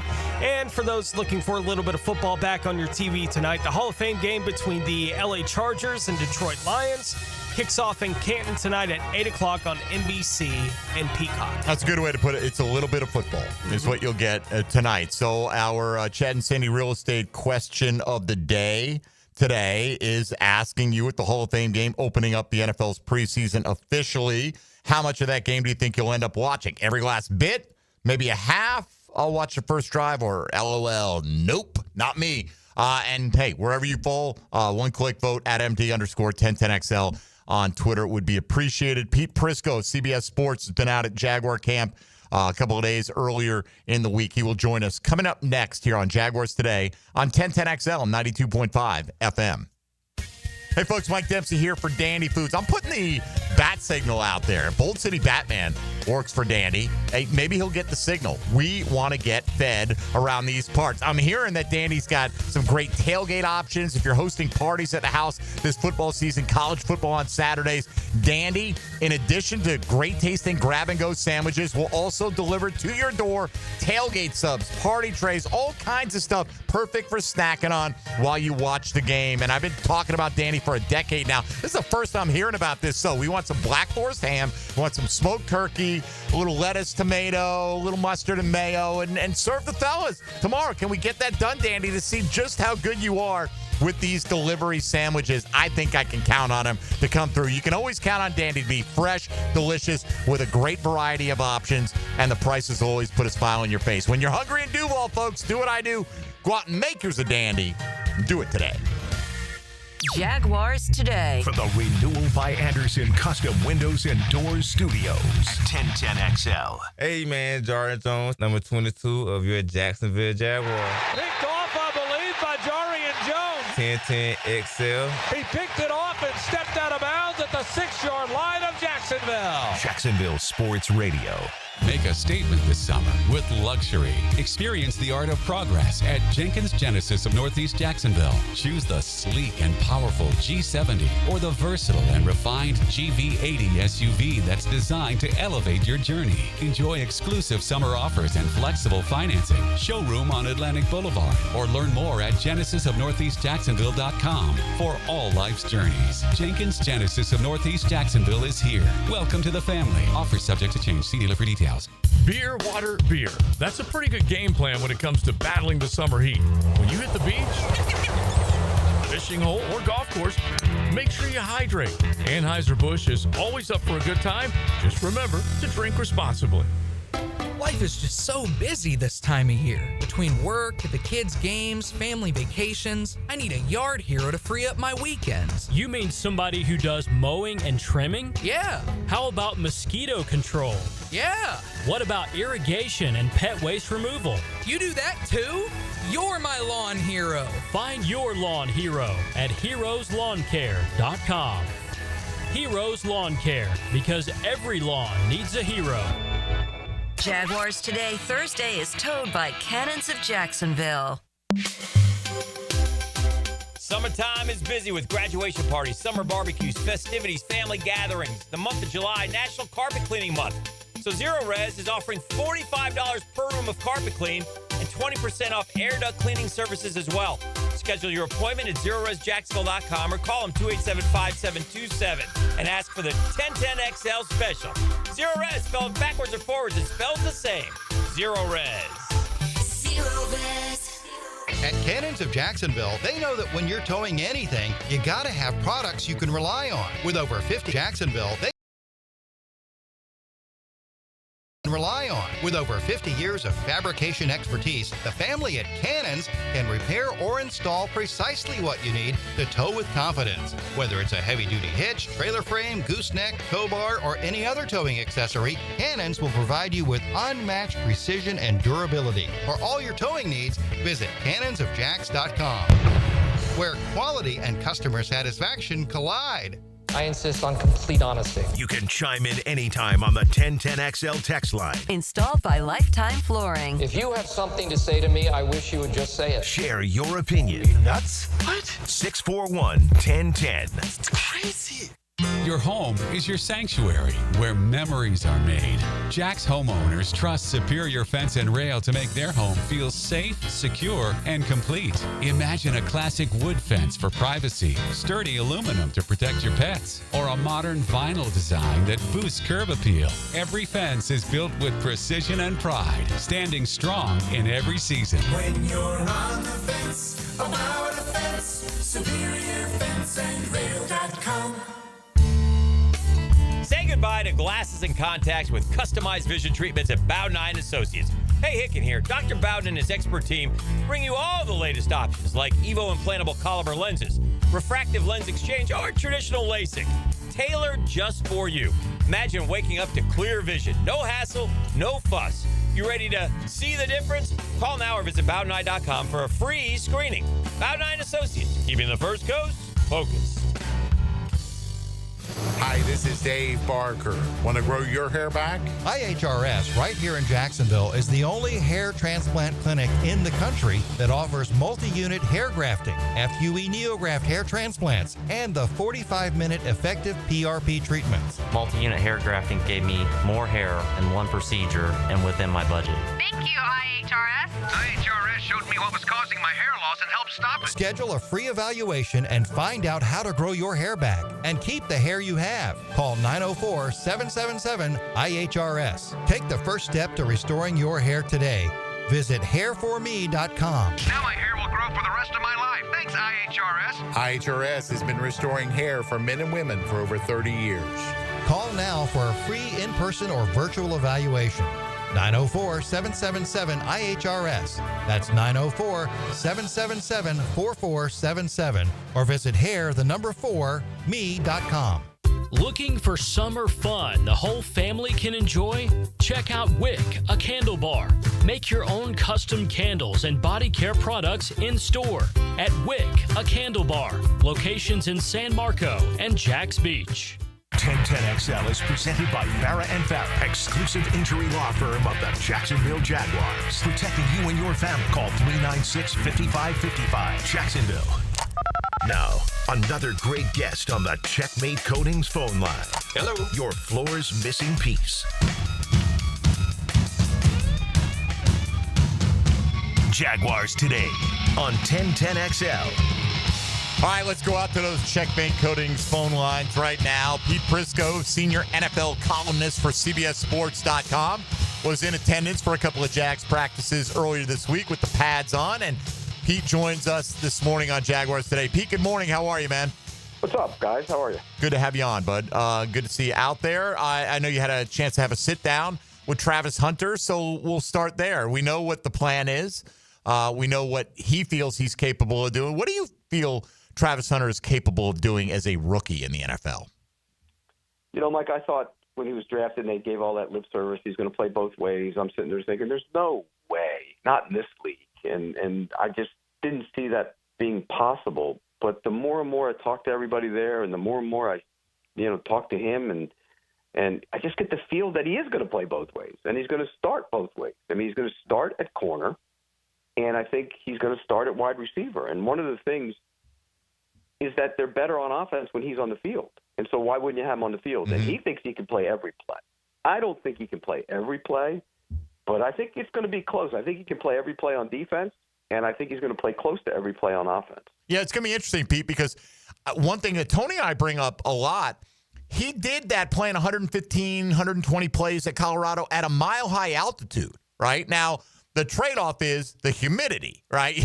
You got to do it in the swamp-like air down here. But I think, you think about that thin air, and he did it at thin air and altitude. The lightning pace of college offense. Right. Yeah. And I get it. I'm not saying he's challenged on every play the way he's going to be challenged in the NFL. I think it's an oversimplification. We saw Travis Kelce come out a few weeks ago and say, hey, teams are just going to run him deep and test his conditioning. First of all, I think his conditioning is elite tier, but if he's lined up on Jamar Chase, they're not just going to make Jamar Chase a decoy all day, right? You can't wreck your offensive game plan just to try to tire out one player, can you? No, and the other part of that is there's certain plays where you don't do a lot anyway. I mean, whether you're the receiver and you're blocking outside, you're not running a ton. You got to do some stuff, but you're not running a ton. So I think I never thought it would be possible, but as somebody there told me, they said they think he has the endurance of a marathon runner, which. Think about that for a second.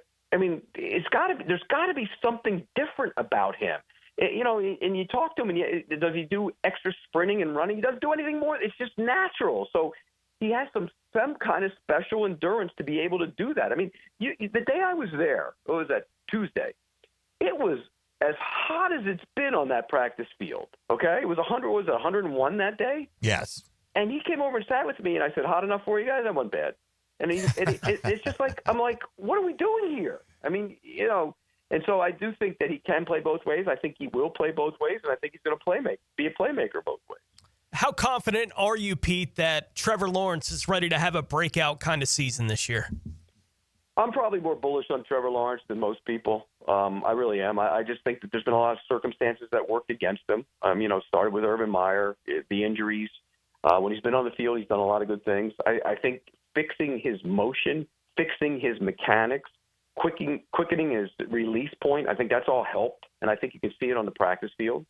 So I'm bullish on him. I think he's going to have a good year. And, for example, the play, we were there that day, the play where he hit De'Ami Brown on the deep crosser over the top, he called that play.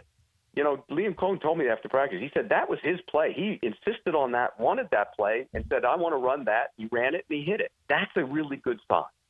And he's picked up the offense really well. So I think he's one of those guys that in this system, run the ball, get the ball out, make a decision, boom, and go. I think he's going to be much better. And I think that, he knows it. I talked to him in May. He knows it's a big year for him. he's got to go prove to a bunch of people. There's a lot of skeptics outside of Jacksonville that don't believe in him. And he's given them some reason not to. But I think he knows this is a big year for him. Yeah, I agree with all that, Pete. The only thing that gives me any kind of trepidation there is, it seemed like for a period of a few years, every year, we're going to tighten up Byron Leftwich's mechanics, right? We're going to teach him. He's then going to have that big loop in his delivery. And once we do that, it's going to take him to a new level. But then you got him into a game situation. He did it all on the practice field. And, the phrase, the bullets are live, and you revert back to years and years of muscle memory. So that's what I'm waiting to see with Trevor, with the footwork, with the quickness of the release and all those things. Does that hold up in actual game-type situations? It's interesting. I didn't realize this, but I guess he had only thrown one interception all the entire training camp at the time I was there. So I don't know if he threw any yesterday or today, but he had only thrown one. And they liked that. I mean, they thought that. They were concerned that they haven't had a lot of contested catches. And not necessarily that's on the quarterback, but they haven't had the contested catches down the field. And so that's something they're going to keep an eye on going forward. But I think when you look at him, I think he seems more confident. He looks more confident. He's got more playmakers. The offense is designed to work. I love the offensive design. I think it's going to be very successful. So there's no excuses for him. If he's healthy, he's got to go out there and do it. If he doesn't do it this year, you go into next year, you got major questions. Do you think the Jaguars' offensive line is improved enough to allow them to compete for the AFC South this year? Well, a couple things have to be in play. One, the right tackle, who clearly they put a foot in his behind and said, go, you got to be better. And from what I've been told and heard, he has been. That's a big step in the right direction because he has to be focused. And why he isn't, I have no idea because he's got a lot of talent. So he's got to be ready to go. I think he will be. The right guard, look, they signed two guys there. There's a competition there. It's legitimate, and I think there will be a competition there. The center will be an upgrade because he knows what he's doing. He's comfortable. He understands it. I think they had problems at that position the last couple of years. The left guard, and he's a guy, when you look at him, you say, okay, can he be physical enough in the run game? And so there are some questions about him there. But you drafted in Mike interview him the other day, Milam, and Milam's a tough guy, big physical guy. You move him the guard. Competition's good. And then left tackle, look, is Walker Little good enough? Probably. Is he great? No. And so you're kind of in the same situation you've been in for a long time since Tony Baselli walked out the door. You have questions at left tackle. So are they good enough, Tony? Maybe. But a lot of things have to get answered there. Yeah, it isn't the right guard thing. The fact that there's competition, I think, is interesting, Pete, because I think when they signed McCary and you saw the contract, and yes, he's got great versatility, but I think most of us just penciled in, all right, that's going to be the right guard. And I think this is a testament to how well Chuma Edoga has played and practiced and opened eyes down there because I've continued to hear his name, and he's taking advantage of those reps at right guard right now. And then you also, McCary can go play left guard. I mean, you could have more competition over there. He can play center. So that's what you want from your group. And the other thing is I've heard good things about Monheim, the center. He's played really well for him so far. They like him. You talked to Milam. Milam's had a good camp. You have developmental guys now. That's something that they kind of forgot about there for a long time. And they never, Cooper Hodges was probably going to be a developmental guy until, he got his knee all ripped up. But You got to have developmental guys for those instances when a guy does go down, he goes in and plays. And then if the guy gets too expensive, he can become the starter. They don't have that, and they haven't had that. So I think that's important to see some of those young guys develop too. Pete, what has been your reaction to the Jaguars being willing to apparently bet on the move of Eric Armstead back to defensive tackle, year 2 growth from Mason Smith being enough for the interior of this defensive line going into the season? It was a big question mark for a lot of people going into the offseason. They've apparently been willing to make this bet. What's been your reaction to that? I still think that they might look around and try and find something there. You need help there. I really believe that, particularly since Armstead decides he doesn't want to practice certain days. I mean, come on, give me a break. He veteran day, you got to get in there. And I know he's a little dinged up, but you got to get in there and practice. And so that's concerning. Mason Smith, same thing. I mean, but Mason Smith was, from everything you heard, he's had a great offseason. He just got dinged up. But he's a guy that needs to play as well. I think that's one position. Again, we talk about running the ball and stopping the run. And to run the ball, you got to be good on the offensive line. And to stop the run, you got to be good on that interior. If those guys aren't very good, they're going to have problems stopping the run. And what does that do? It neutralizes the strength of your defense, which is to be able to turn those pass rushers. Pete, what do you expect out of Devin Lloyd this year?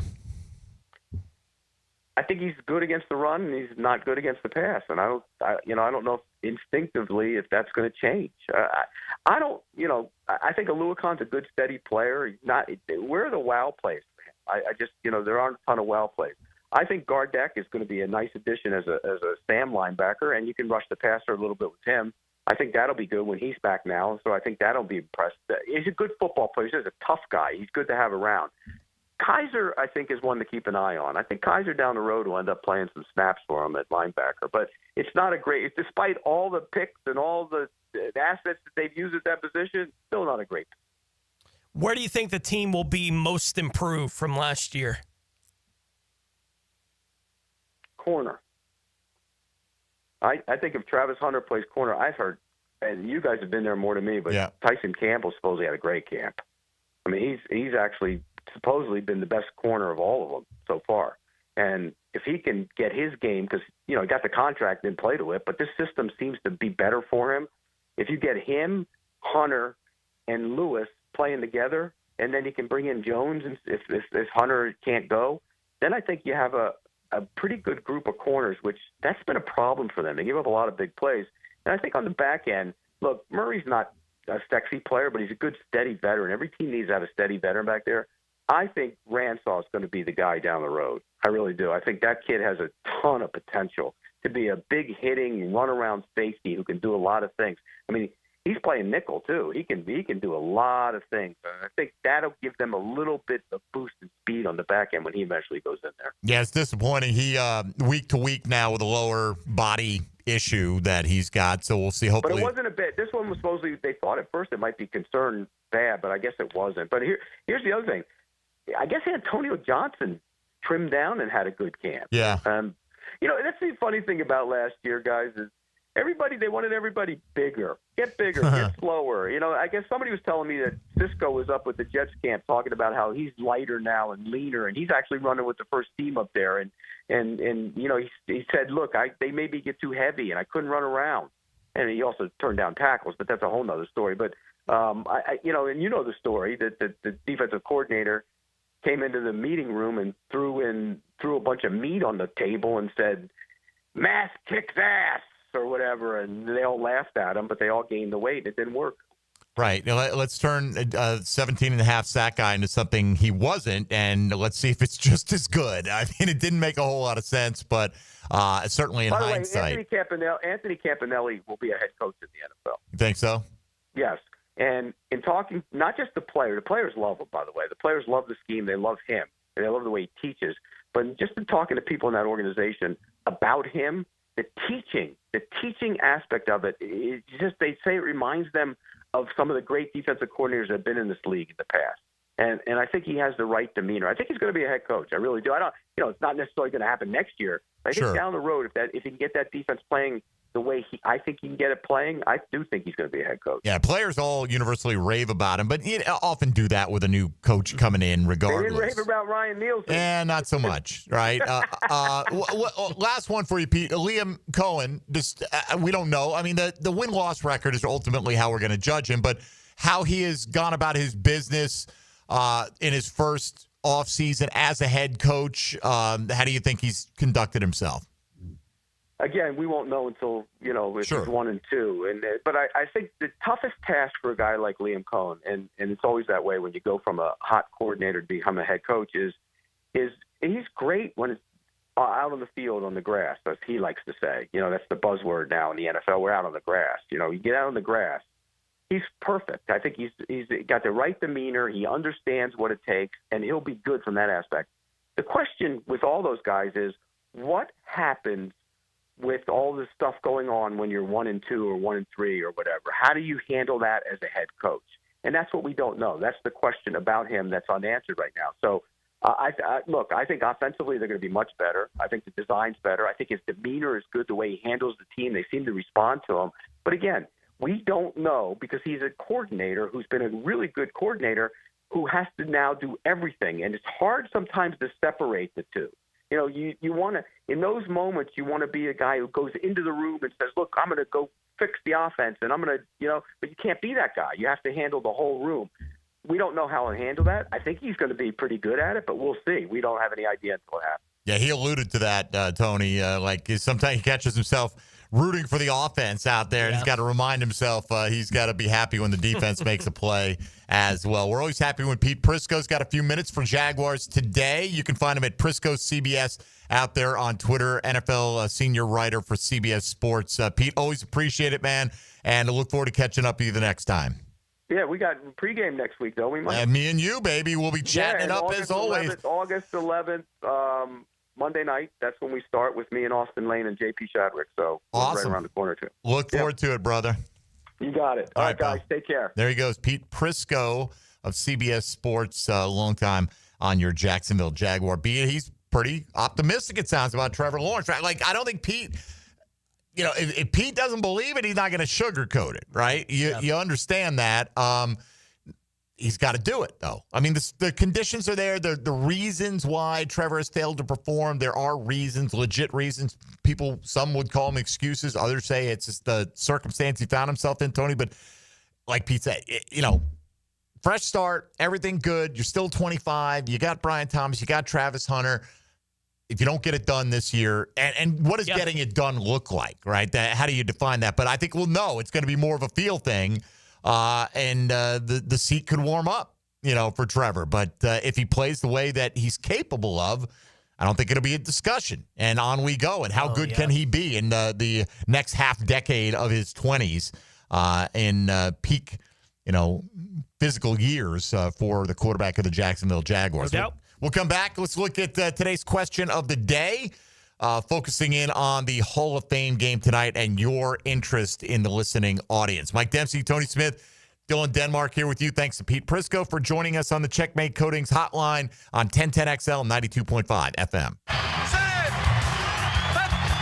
Tom McManus buckles his chin strap as he joins Lauren Brooks and Taylor Dahl for the new Helmets and Heels. I just love a man in uniform. Catch the pros' point of view afternoons 2 to 4 on 1010XL. Jaguars Today. From the Renewal by Anderson Custom Windows and Doors Studios of 1010XL.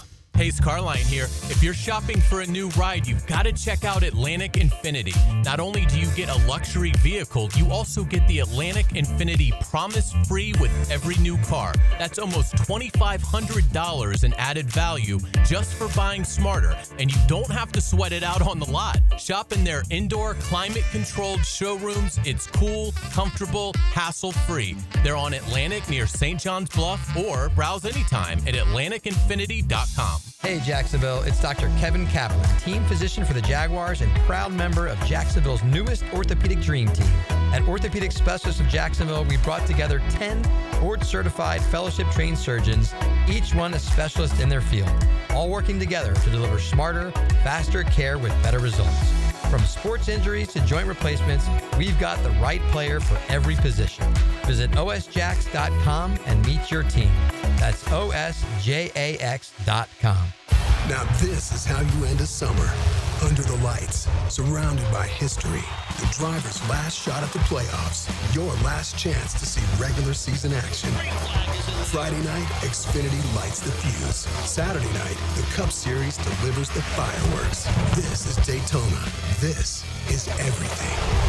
NASCAR weekend at Daytona International Speedway, August 22nd and 23rd. Get your tickets now at DaytonaInternationalSpeedway.com. Jaguars Today, Thursday. Brought to you by Cannons of Jacksonville. If your house feels like a Florida swamp and your thermostat's just throwing out suggestions, then it's time to call Duck Duck Air Conditioning. They showed up fast, fixed it right, and even cleaned up after.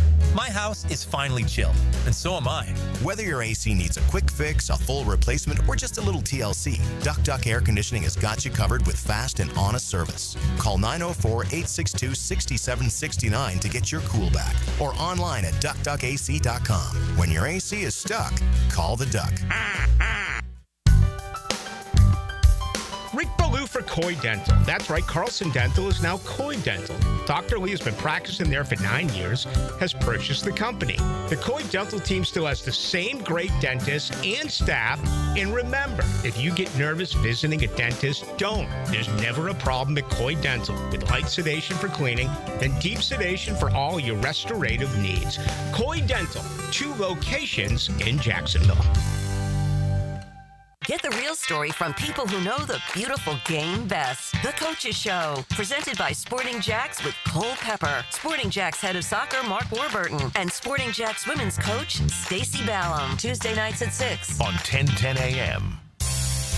Hurricane season on the First Coast can leave you in the dark, so why not get a head start on storm season with a home generator system from American Electrical? They've sold and installed more generators in Jacksonville than any other company around, with scores of whole home generator installations throughout North Florida. That's right, American Electrical has been installing and repairing thousands of generators for over a decade in Duval. Keep your loved ones and property protected.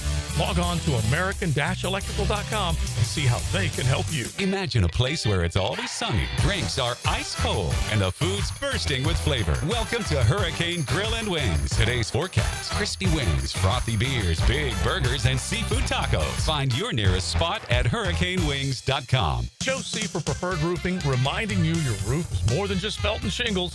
It's a system that not only keeps your home dry, but also impacts your heating and cooling bills. Preferred Roofing and Construction is a GAF Master Elite Roofing contractor lauded for having the ability to educate and inform homeowners on their options. Why GAF and Preferred Roofing? They're veteran-owned and operated with ties to Duval for decades. A family business ready to make sure your family has a good roof over its head. Log on, preferredroofingjacks.com. The 2025 NFL season is just around the corner, and we can't wait for you to be back at the bank. Your Jacksonville Jaguars are starting off the preseason going head-to-head with the Pittsburgh Steelers Saturday, August 9th. Be at the bank as the Jags take the field for the first time this season, and grab your tickets for a 7 p.m. kickoff by going to jaguars.com/tickets or call 904-633-2000. We'll see you soon, Jags fans. Let's get the work done. Training camp is here. Up, quick feet, quick feet, quick feet. 1010XL's training camp coverage is backed by Roland Reach Plumbing and Green Acres Sporting Goods. Let's go, here we go, let's go. It's live now, let's go. You've got a lot on your plate. The last thing you need is car trouble. At Maxie's Mechanics, we help you keep your cars, trucks, and SUVs running safely. Visit MaxieAutoRepair.com today for honest service, reliable repairs, and peace of mind for you and your family. 1010XL is presented by Farah & Farah, exclusive injury law firm of the Jacksonville Jaguars. Protecting you and your family. Call 396-5555. Jacksonville. Now, the cool down with Donovan Air Electric and Plumbing. Keeping Jack's cool since 1987. All right, cool it down. Well, at least we're indoors. We don't have to cool it down very much, Tony, at this point, because we're nice and climate controlled. Wasn't as bad. Yesterday, obviously, they didn't practice. I don't know what it was. It was still like mid-90s. I guess that extra 5-6 degrees makes such a difference because I went out there for my mid-afternoon walk yesterday, and it actually didn't feel bad at all. I was actually doing it with a long-sleeve shirt on. And I don't know. It was pretty nice out there this morning as well. Easy for me to say I'm not in pads or uppers or whatever. Having to run around. Brian Thomas Jr. is, however. We'll hear a lot more from BTJ throughout the day here on 1010XL. Who spoke today, Dylan? Both coordinators, Brian Thomas Jr., right? No, just Udinski. Oh, just Udinski? No Campanile today? I believe that's correct. Okay. Udinski and BTJ. Liam Cohen's talking tomorrow at the scrimmage or after the scrimmage, so you're not going to hear anything from the head coach today. Again, for those of you who've been a little confused, and it has been a little confusing. The latest, I asked about it this morning, gates will open at 5 o'clock tomorrow down at Everbank. You know, if you're going, you've already registered ahead of time to get tickets and all that and know what gates you can go in, because with the construction, not everything is going to be open. 1 and 4, right? And the scrimmage itself should get underway. That portion of it should get underway around 7 o'clock tomorrow. So, I mean, you can go for the whole 2-hour lead up. There's going to be, they're working on staff stuff, like when we come out, where we line up, the all the timing of it, giving a little bit of the game day experience. A lot of rookies, this will be the first time that they've set foot on that field, you would imagine. So Frangie and Logs will be on the our call. airwaves. Yeah, looking forward to that. Tomorrow night as well. So 7 o'clock coverage here on 1010XL. And let's see, Brian Thomas, a couple of quick thoughts from him before we get to today's Chad and Sandy real estate question of the day wrap up. What are his thoughts on debuting on the NFL's top 100 list? I would say it means a lot to me just being able to make that my rookie year, coming in, just me wanting to come out here and show what I can do. I would say that means a lot to me, and I feel like I could have been better, so that's what motivates me to come out next year and do even better. Could have been better, sure. Could have been ranked higher as well based on what he actually did. Sure. Could have been that as well, right? I mean, if you had put Brian Thomas somewhere 20 spots higher in the 40s, I don't think that would have been a shock. No. Tony, I mean, he came in and, he got the job done better than most receivers in the National Football League. Yeah. On a per-play basis, total yardage, touchdown score, did a little bit of everything. Yeah, big-time year one, and obviously he's aware. He shows up where he does on the top 100 after the kind of rookie season he had. These guys all know, though, right? They all know. They're all aware. Yeah, they're aware of where they're at, but he also knows that puts the pressure on him even more going into year number 2 to kind of repeat what he was able to do in year 1 and get a little bit better. He was asked about that out of practice this morning as well. I wouldn't say it's having a target on my back. I would just say, I just got to come out and prepare the right way, come out and be ready for whatever defense throws at us, and just come out and play team ball and just get the job done. That's my biggest thing, is getting the job done, getting wins. All right, let's get one more here, Dylan. Give me a thumbs up when you got number 7 in the queue there ready to go. I'm curious because Pete Prrisco brought it up. He's hearing the same things we're hearing. We're seeing it as well. Tyson Campbell having a very good camp. Yeah. Knock on wood. Stay healthy, Tyson, obviously. How has that matchup going against Campbell in camp this year benefited the two of them? It makes me a lot better. It's best going against the best. Just having Tyson, Jordan, Jarian, any one of those, Buster, all of them, any one of them. I feel like we all push each other just to come out and be better each and every day. We all going to compete and get the best out of each other.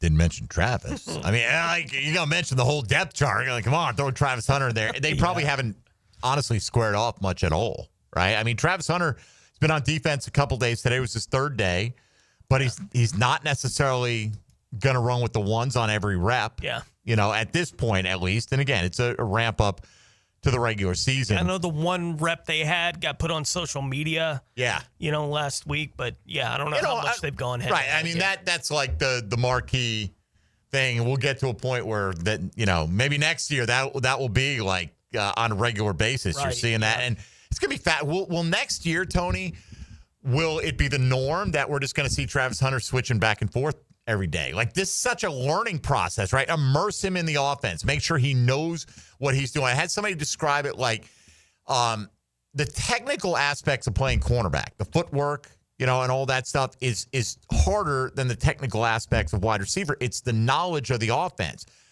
Travis Hunter has the defensive footwork down a lot. Mm-hmm. Now, where he fits in the scheme, that's still a learning process. Yeah. And, when you're running with that guy and when you're going to go 10 yards and give him up to the safety or what have you. But the aspects of just playing corner, he's got instincts you can't teach.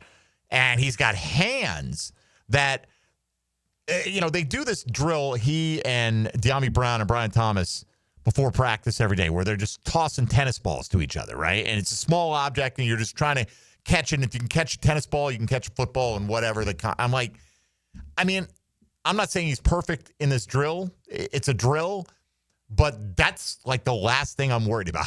the conditioning and the actual hands themselves. He just plucks that ball out of the air. So more from Brian Thomas throughout the course of the day. Certainly we'll get deeper into his thoughts tomorrow on the program. Tom McManus will be in with us as we wrap up the week, get you ready for the scrimmage in stadium tomorrow. All right, let's look at today's Chad and Sandy real estate question of the day today.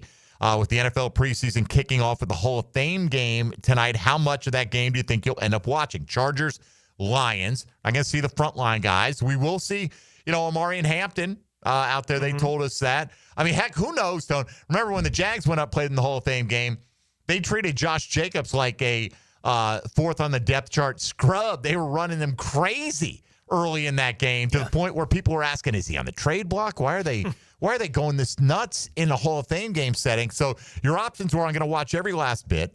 I'm going to watch maybe a half. I'll watch the first drive, or LOL, nope, not for me. Which one best reflects? Don't cover the full gamut, but what best reflects your attitude towards it tonight, Tony? The Braves are bad enough that it's in consideration for me. Okay. Yeah. The Braves have the 13th best record in the National League right now, and I think they're 27th in baseball. That's how bad. Race to the bottom. Yeah, that's how bad the Braves season has been at this point. Their first pitch is 7 o'clock tonight, so maybe I'll see what's going on early in the game. I imagine that's what's going to wind up happening with me tonight, but certainly not going to watch the entire thing. I'll see something probably early. So what are you? Maybe a half, or maybe I'll watch the first drive? Probably the first drive. First drive, all right. Denmark, fire up today's 10-10 take, if you would. 10-10 take. Now, Mike Dempsey's 10-10 take is serviced by Ideal Conditions Heating and Air, your go-to local HVAC company, veteran owned and operated. Look, I'm not going to sit here and pretend that I'm going to be locked into the Hall of Fame game. Football's back. Well, sort of football's back. I'm seeing just as much as I'm going to see on the practice field with the Jags as I am in tonight's game. Now, granted, I'm on the air from 8 to 10, right? On Sirius. So it'll be on. Yeah. But if it weren't, I'd be like you. I want to see the first drive. As a fantasy aficionado, I want to see Omari and Hampton. How does he look? And some of these young skill position players. I don't think we're going to see any Jahmyr Gibbs or Amon-Ra or David Montgomery or Jameson Williams or Jared Goff or any of those guys on the Lions, but they have said Omari and Hampton's going to play, so I'll watch a drive or two. So I'll watch the first drive kind of guy, maybe the first quarter. And if I were on my own, and once they go deep on the bench, I'm sorry, I'm not watching somebody else's 75th player. You can, and that's great if you do. And some people want to watch every second of it. I don't knock it. That's fine. I was talking to our GM Steve Griffin. We're like talking about pregame show and changes this year, and we're like, man, that's next weekend. I'm like, damn, it is here, right? Like Tony, 2 days ago. So I read a promo. Hall of Fame game coming up Thursday. I'm like, what Thursday? What, this week? Mm-hmm. Yeah, like it is kind of out of sight, out of mind. Then all of a sudden, boom, it's right there in your lap, and it's like, okay, that's kind of the signal that we're on next Saturday, a week from Saturday. Jags on the field versus Steelers, ready or not. Like I would be more excited to watch the broadcast for when they interview the guys that are actually going into the Hall of Fame. To hear those guys a little bit, that's more interesting probably to me tonight than anything that's actually going to happen on the field, given who's going to be out there. I know it's a different Hall of Fame, but as much as he's been all over social media this week, I would not doubt CeCe Sabathia tries to make this about him tonight. Have you seen? I mean, my man is like the happiest Hall of Famer of all time. But look, here's where we're at. Maybe a half. Getting 38% of the vote. That's a lot. And maybe a half. That's a lot. I think you might fade early second quarter. But, hey, good for you. LOL, nope. Not interested. A third of the people, 34%, saying that's me. 17% in our camp. I'll watch the first drive. Yeah, that may turn into the first quarter. Something like that. But that's closer to my reaction to it. And every last bit, God bless you diehards, man. 11.2% of you say you will watch every single bit. You know why, Denmark? Because it has begun. Oh, yeah. All right? You know what's going to happen tonight at 8 o'clock when the show starts? What's going to happen? He's going to play NFL New Game music, and he's going to just go on and on about it. It's finally here, man. Chargers, Lions. That's what it's all about. Man. Oh, yeah, man. Hey, look, again, we have fun with Hack loves his football as much as anybody, but I'm not going to pretend to hype up the Hall of Fame game. Just not going to happen, And look, there are a lot of Jaguar fans that don't watch the second half of Jaguar preseason games sometimes, and they do whatever you want. Because again, it matters, but it doesn't matter, right? It matters if you're putting together the building blocks that are going to help you be successful when it counts. Yeah.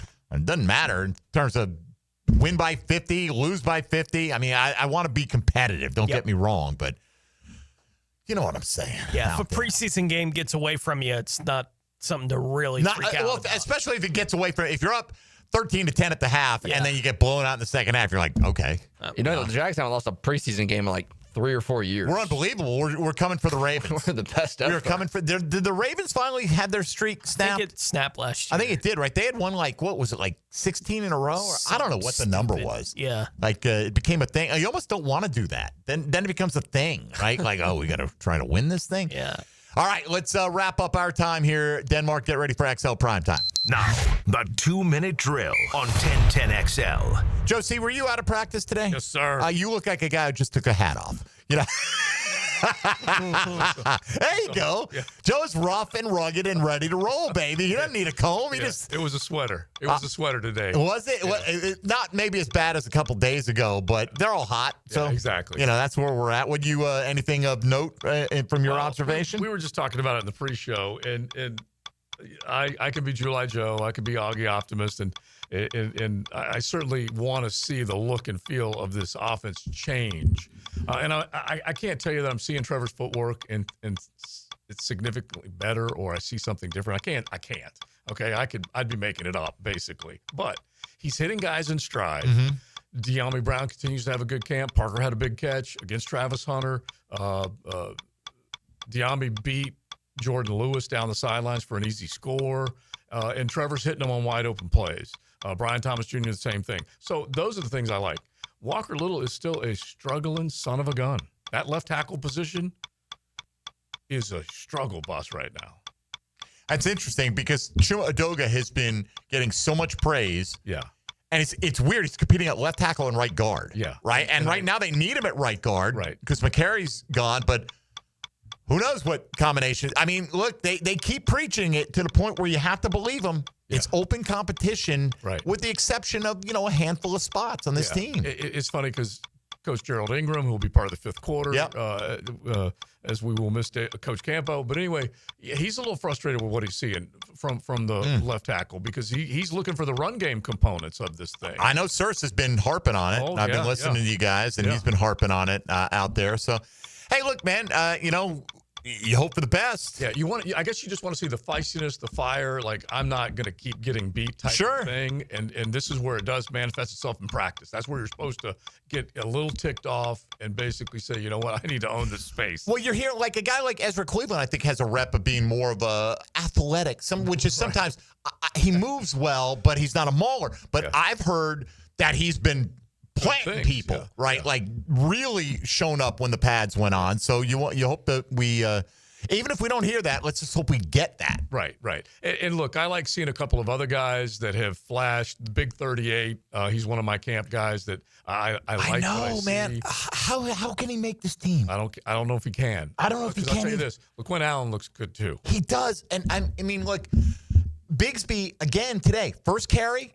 In team, Bigsby. First play, Bigsby. Second play, ETN. Third play, Bigsby. Yeah. Okay, so are they going anywhere? Bashal Tutin's fourth-round pick. They love LaQuinn Allen. It's just, and that in itself, Tony and I talk about it every day. Mm-hmm. Most teams don't keep 4 tailbacks. Right. Those are 4 tailbacks ahead of Jackson. Right, because I think you're trying to figure out your numbers, tight end and running backs, exactly what you're going to do, and you are right. But that guy, it's like Tommy Mack and I are talking, and he's like, if he goes on the practice squad, he won't last. I don't care. Yeah, right. I mean, your fifth running back, exactly. Right. I want to see whoever it is become a force, and LaQuinn looks like he could become a force. Well, you mentioned tight end. Tight end is interesting to watch because Munt's been banged up. Hunter Long got a little banged up. They only really had 3 guys that I think that ideally you could save a spot. A lot of teams keep 4, so you could save a spot. You can count Hunter as a corner, and you got him as a receiver. So maybe there's an open spot. But if those tight ends are not healthy, then you're going to have to